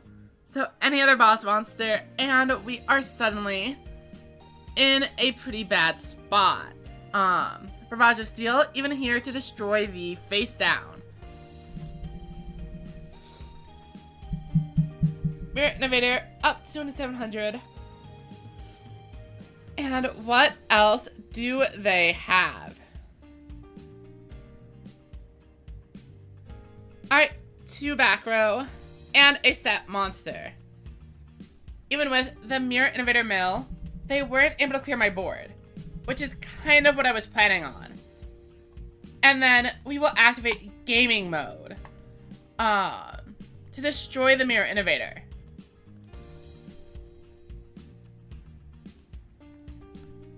I don't think there is a case for just playing normally and bringing out things like the Attribute Hydron, etc. But this works too. Let's return the Hydron to the top of the deck, debuff the Essel, and that is good enough for me. We don't need to flip over the random Ameagle, or whatever it is they have set. Paco is rooting for Emma to have Tribute to the Doomed, rather than Shield and Sword. And what do you know? It is an Ameagle. And you know, now that I say it, I probably really should have gotten rid of the Ameagle, as an extra 1,000 attack points makes it a little bit easier to swing over the Yggdrago. However, it didn't matter at all, as I just had another one in hand. I can always be switching them out anyway. Barrel Dragon. It's not Tribute to the Doomed, but it is the more tilting version. Somebody is leaving unhappy every time a Barrel Dragon activates. Alright, so we see a Bicorn coming down. And there is the one, the only Mirror Innovator. with 2 bosses. That'll put them at 3,800. And the bicorn takes them exactly to 41. Just enough to clear out my monster. But we shouldn't give up yet, as our hand is incredible. 3 Chaos Femtron. And 2 Hydrons. I don't think there is a better possible hand in the deck. Now, I am going to play this way more monkey than I need to. We are just jamming every single one. No hesitation at all. And we're going to put as many monsters into the graveyard as we can. Though they might actually have an Eternal Freeze here.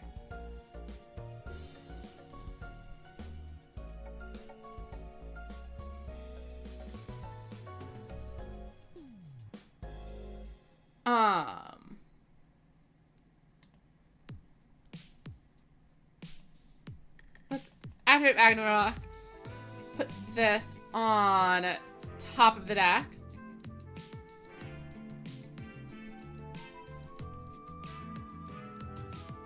And now we actually are in a pretty interesting situation.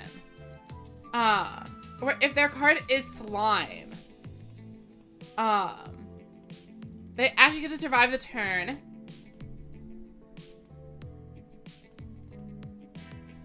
Was Slime already in the graveyard? Oh, it's not Slime because they were able to activate it when the Yggdrago attacked. That is true. I knew they had a battle trap, but in my head it still could have been either. But yeah, it was a widespread, but that was not going to be enough to stop that.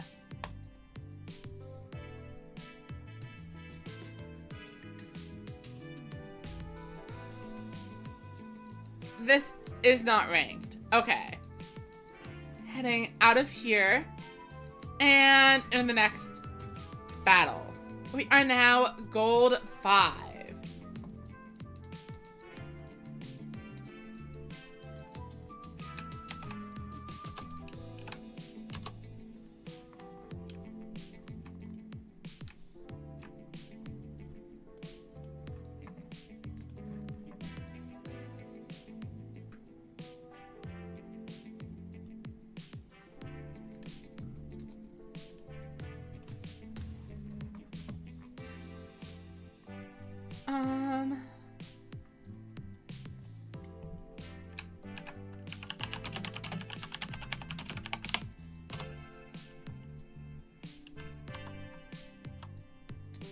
Alright, so Glue Eyes is up first in the mirror.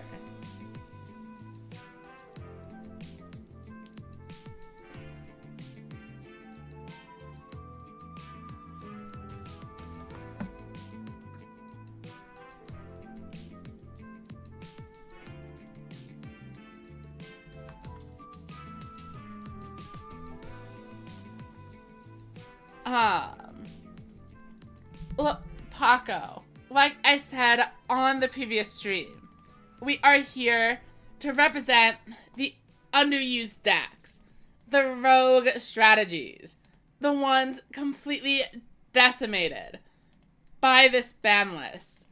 I mean, Mirror Innovator, Ultimate Bond, that Aim Eagle ruthlessly hit.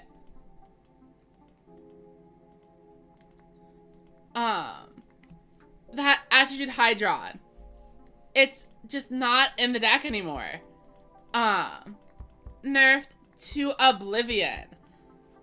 I want to make sure we represent these decks here on Struggle Street that just aren't really able to compete any longer.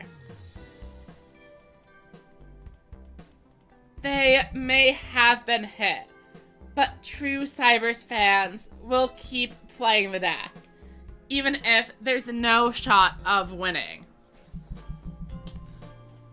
I mean, it's basically impossible to find a Cybers opponent in the wild.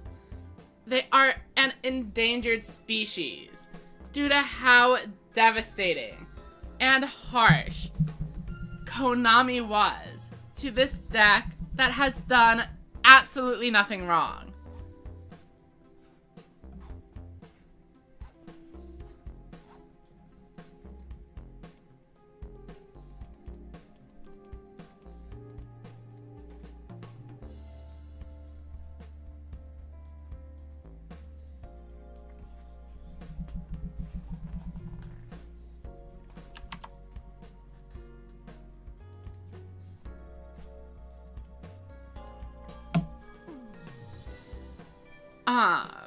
In any case, we are probably going to be completely blown out in this one.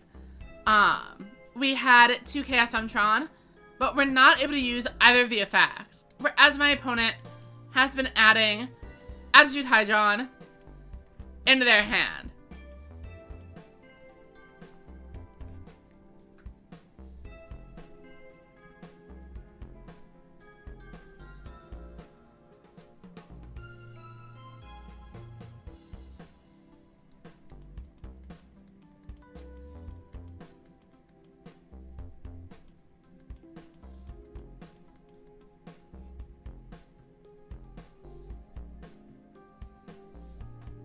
Money number 2 is coming down, but I was pretty confident they added an Attitude Hydron to their hand.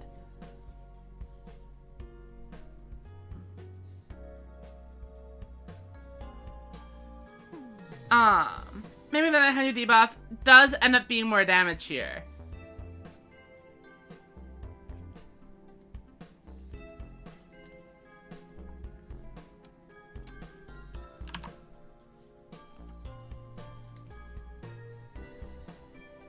And that is the Duel Link special. I think we might be playing a little bit more Shiren. I'll give it one more attempt.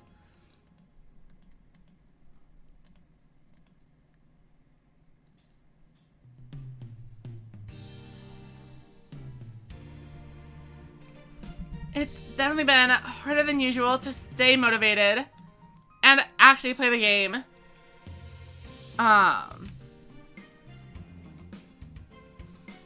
Over the last month or so.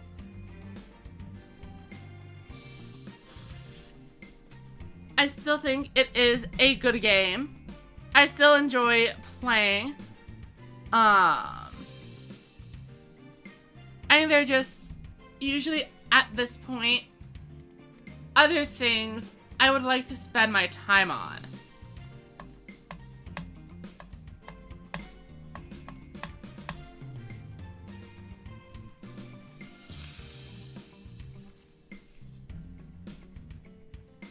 But who knows? Maybe the new mini box will reel me right back in.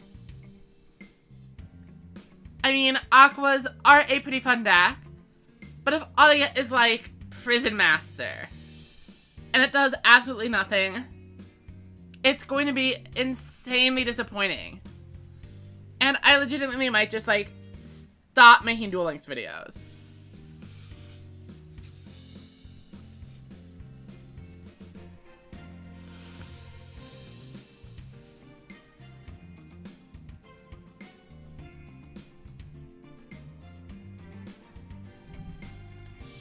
So after losing to a player named Glue Eyes, we are here up against the one and only Blue Eyes White Dragon. I mean, I'm pretty sure this is a relatively easy clear. Do we have, but we don't have,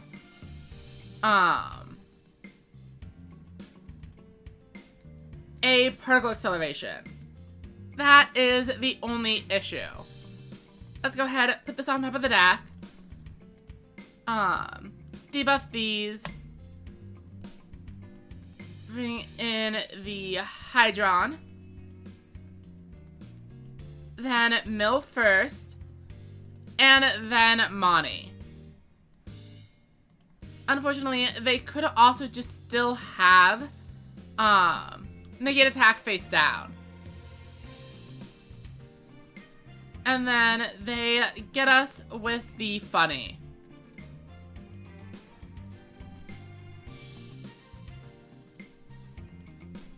Alright, it is only a recital, and we played around it pretty well. Swinging in for a ton of damage. Blue Eyes is down to 1400. Paco. I've been saying that.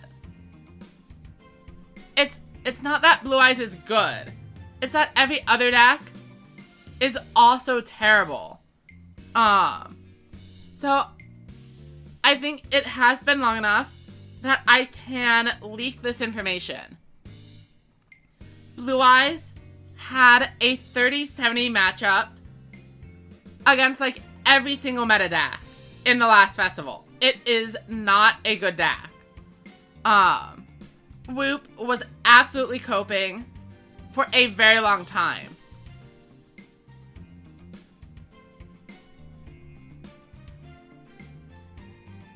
Like, it completely bombed in every single relevant matchup.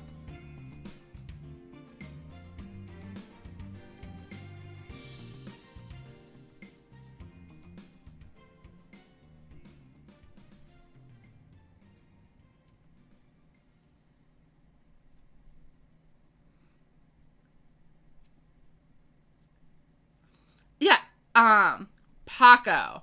Like I said, I think there are the 3 good decks, and then a bunch of garbage you should not be bringing to a tournament. I think it is a very large gap between between Royal Rebel and Blue Eyes is a lot more than you can represent with the 1, 2, 3 system.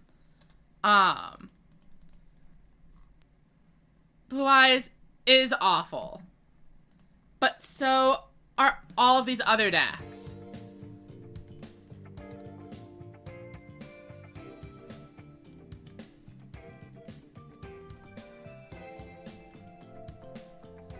Unfortunately for us,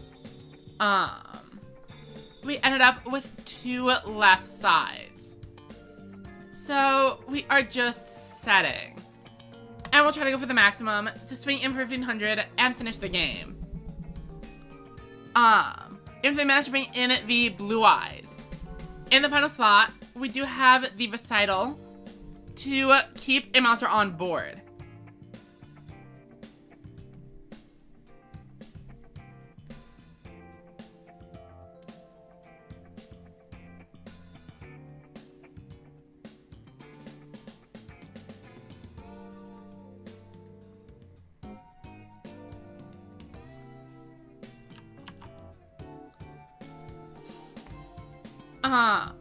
But if all they are doing is setting a monster, we are able to just kind of do nothing. But also, this is game. They have lost their only back row, and we just drew 2 Chaos Femtrons. Maximum Monster sounds pretty good to me. We will just do it. No need to waste their time. 1500 is lethal. And there are no Karibos or Kite Voids over in Rush. Throw them nice. And move on to the next game.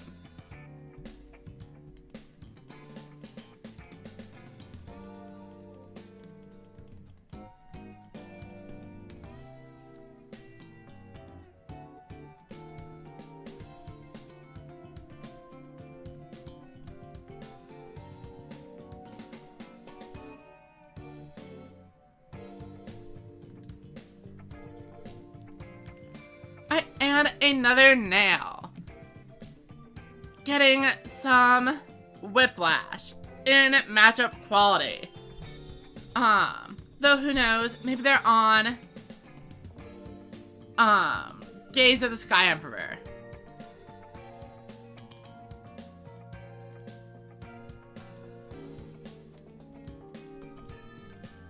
Yeah, unfortunately, not a great hand here. I kind of like gamble on them not having a boss monster, but I'll just take the damage. Also worth noting, if they do use Ragnarok,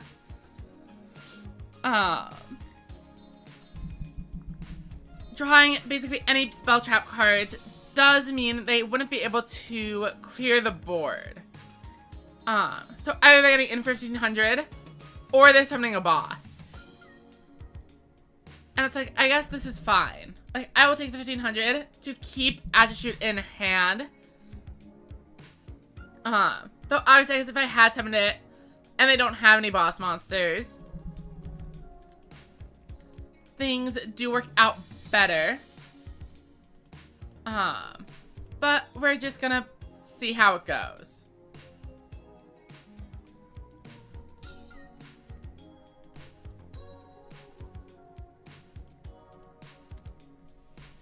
Activate our own Ragnarok. Top of the deck, 1 and 2. Spit out the Attitude and then buff it up. And do what we can against their board. We have slime and more than 4,000 life points. So I'm pretty sure we're safe here.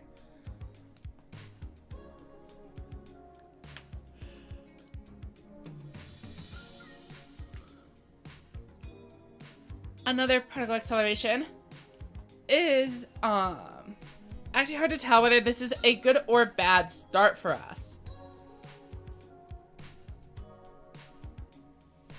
They are using only a single boss monster. And they don't have enough to draw a card. So this is overall a pretty tame hand. Maybe I should have crashed, as I didn't summon a single low-level monster this turn. Let's go ahead and reset runner. Edit the effect. Throw down Mani.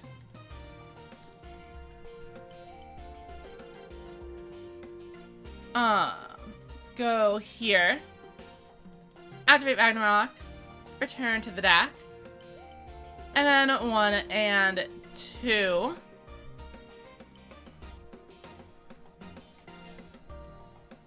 Money onto the board. And now we have 3,800 damage through a widespread ruin. All we have to do is return most of the deck, debuff the attribute down to 0, and it should be game here. Unless they have their own slime.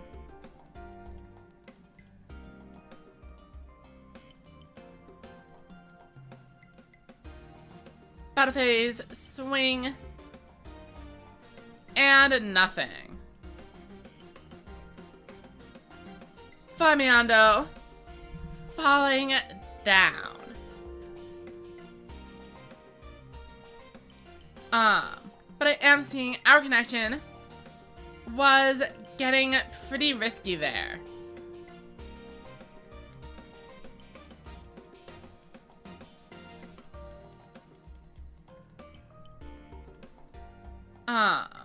Hopefully we are able to keep it up long enough to win 3 more games.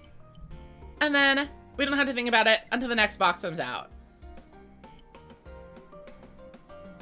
Alright, here is the one and only Dragon. They have hit King of Games pretty consistently. And they are on Yuga. And they are going first. So, assuming this is Ultimate Bond, should be a relatively safe bet here. Opening hand is...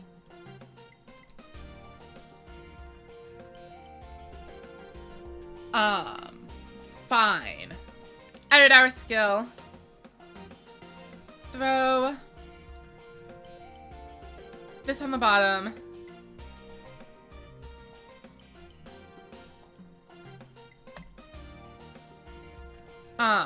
It's probably actually better to put it on the top and then mill it with the reset runner, as it sets up the Hydron for later. But it's also not a huge deal.